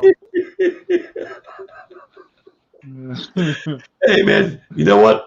Sometimes that's the voice you need to hear in the corner, man. It's kind of funny, like people bust Mike Perry's balls because his girlfriend, his fiance, has cornered him in the last couple of fights. And he's like, I train, I get through all this stuff. Once I'm in there, I don't need anybody to tell me anything. Now, that may or may not be true for everybody, but for Mike, that's what he believes right now. So he's willing to go in there like that and just have her put water on him and, tell him he looks good. That motivates him. That's good, man. I don't give a shit. It's his corner. Let him do what he wants. And you got your wife in there yelling at you. I guess we figured out too. The first part of the $1 million is going to her food truck. So let me know when that's on the road because I'll come up there and grub. See, I think I didn't choose what I'm going to buy because I haven't asked what I'm allowed to spend yet. Ladies and gentlemen, that is the most honest man in America right there. I'm sure I'll get a cut of whatever it is the check is going to be, but I just don't know what that is yet, Chris. Well, if she says you can go buy yourself any one thing you want, what is it? Oh, man. It'll probably be some ridiculous truck, like you said, something that's so high that I can just drive over everything. Yeah, dude, I have little man syndrome because I'm small, so that's why I want the big giant truck to just run shit over. Like, get the fuck out of my way. I don't want to deal with traffic if I don't want to deal with traffic. Yeah, well, listen, brother. Again, proud of you, happy for you, your family, and everything. Honored to know you for everything you do for our country. God bless you. I hope you enjoy the rest of your night. I hope you stay safe and healthy, and we'll check in with you again once we get a fight announcement, maybe like the week before you head out to camp, or maybe we'll do it during quarantine week for you, so you get a little break from sitting in a room and doing some stuff. We'll bring you on during quarantine, and we'll just chew the fat, as they say with the old car. Let's chew the fat. That's how old people talk. So I'm old, so I'm throwing that out there. I'm bringing that shit back because that's even old for me. Cool, but I appreciate everything, Chris. I want to send a shout out to my strength and conditioning coach, Donald Bingham, for always writing me up good programs. My dietitian, John Sassone, for squaring me away, making sure I make weight. Against the Grain, MMA and boxing, the place we train out of out here in Columbus. All the guys at the Fight House, all the guys that continue to serve with me and around me, all my training partners. If I haven't mentioned you. My spiritual, counselors, the Taco Vailoas and the Mallets, always being there for me, give me some prayer, give me a vote of confidence to let me know the Lord's on my side. Thank all of you guys. Thank you, Chris, for your continued support. And thanks for everybody who, supported me on this journey, all my family. I really appreciate it. Yeah, and one more thing before you go, I'm glad. I was just going to tell you, it's funny you went right in. You knew where to go. Thank all my people. Do you have social media that you're using a lot so the fans can follow you if they aren't already? So that way they, they can keep up with your quest for $1 million. Because like I said, I think your fan base is going to grow exponentially now because of what you've been doing. Yeah, so the social media thing, right? So yes, I do have some social medias. Go to Brandon Sayles fan page. I'm not gonna lie, I don't know any of this stuff. I gotta ask my wife, man. I'm the worst when it comes to social media. I got my team constantly harping on me. I got the PFL harping on me. I literally have guys helping me do my social media just because I'm not as active as I could be. I'm a busy guy, man. I don't have time to go ahead and post selfies. Most of the time, it's my coaches taking pictures of me either getting punched in the face, dying from some workout, or my wife taking pictures of me eating something I'm not supposed to and telling my coaches about it. So That's awesome. Do you play video games? I do. I don't even do that, man. Like I'm a Okay. homebody. I go to train, I go to work, and I go shooting. That's about all I do right now. That's it. What I'll do is I will have my wife tag you on your social media, my links, and if people want to go ahead and jump on there, they can check yours. So we'll double dip on that one. They'll get with you so they can get with me. How's that sound? That works. And I was good. The reason I asked about the video games because Twitch is one of the most popular platforms out there. So it could be something you could do, and you don't have to type anything. You just turn your Twitch thing on, let people watch you play video games, and talk shit about your fights. Hey, Dan, look, I just shot that guy in the face. Oh, by the way, don't forget I'm fighting on June 25th. And it. Demetrius Johnson has mastered Twitch with his fans because he's a gamer, but he gets his fight news out there, and his fight fans that even don't game follow him there. So just a suggestion: if you ever get into video games, that's the platform because it's the easiest one because you don't have to type anything; you just talk and they'll listen. Okay. All right, I got some guys that can take care of that for me because I'm not going to do it, Chris. I'm horrible. I love it, dude. Hey, again, listen, man. I appreciate everything, brother. I appreciate you, man. Like I said, proud to know you, honored to know you. And for you guys that just met Brandon here on the show for the first time and found out about who he is and what he does, man, you should definitely be happy that he's in our corner defending our country and training those to keep us all safe at night. God bless you all and your family, man. And we'll talk again soon, man. And like I said, just let me know when you get that next fight announcement because we gotta blow that shit up. Sounds good, brother. Oh, and one more thing. To all you fuckers that told me I was wrong for picking him, eat a fat one, and maybe next time you'll listen to me. All right, just wanted to get that out there while you were there, B. So, Thanks, be man. well, sir. It, brother. All right, be well, and mahalo. All right. Bye. Oh, boy, the girl, man, my dude Brandon Sayles, man, what a fucking fun guy. I love that dude. Phenomenal show. He's such a good guy. And. When I said to him about his military service and what he does, dude, that hits me right in the feelings. Like it's right in my heart. He's that good of a dude. He takes care of us, all of us. So be grateful that we have that. Like I said, a man like that helping our soldiers stay safe and defend our country every single day. So I'd like to thank all my guests tonight for joining me on the show, man. We had a freaking blast. It was awesome.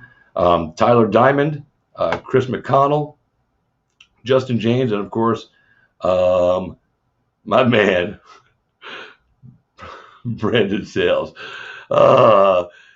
Maria De Los Santos, she had to throw the comment on there. I was going to go off the air, but I'm going to throw it because I said he's such great man. She's good and a big freaking fat one. That's family love right there. You can't buy that. But thanks to my guests for joining us tonight, man. We appreciate the time and the conversation. Good luck to all you in your next up-and-coming fights. We'll be watching. Tuesday night, TJ Brown was supposed to be on tonight. I think we have to reschedule him. So Tuesday night we should have him. We should have Mike Trezano, and I can't remember Steven Peterson. Those will be my three guests this Tuesday night on Cage South Christopher James. Boys and girls, thank you so much for tuning in. I hope you enjoyed the show. Aloha. I hope you guys enjoyed the show tonight, man. I appreciate you guys being a part of my life today and for allowing me to be a part of yours, even for just a little while. It means the words to me. I can never put into words what it truly does mean, but just know it's right here in my heart. So that's it. UFC 262 this weekend. I'm taking Chandler to win the fight. Hands down, he's going to finish it. That's my pick. I'll put up my picks for the rest of the fights later on this week. We got to get out of here. So, boys and girls, thank you so much for tuning in tonight. Like I said, man, we'll see you next time. Until then, though, I am Christopher Jaynes.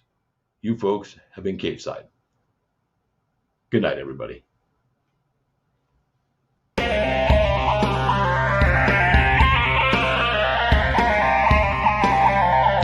What happens if you lose, Nick? Who the hell's Aquaman?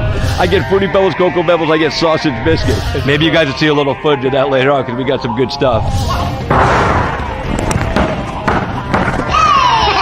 Philip the Deuces. There you go, baby.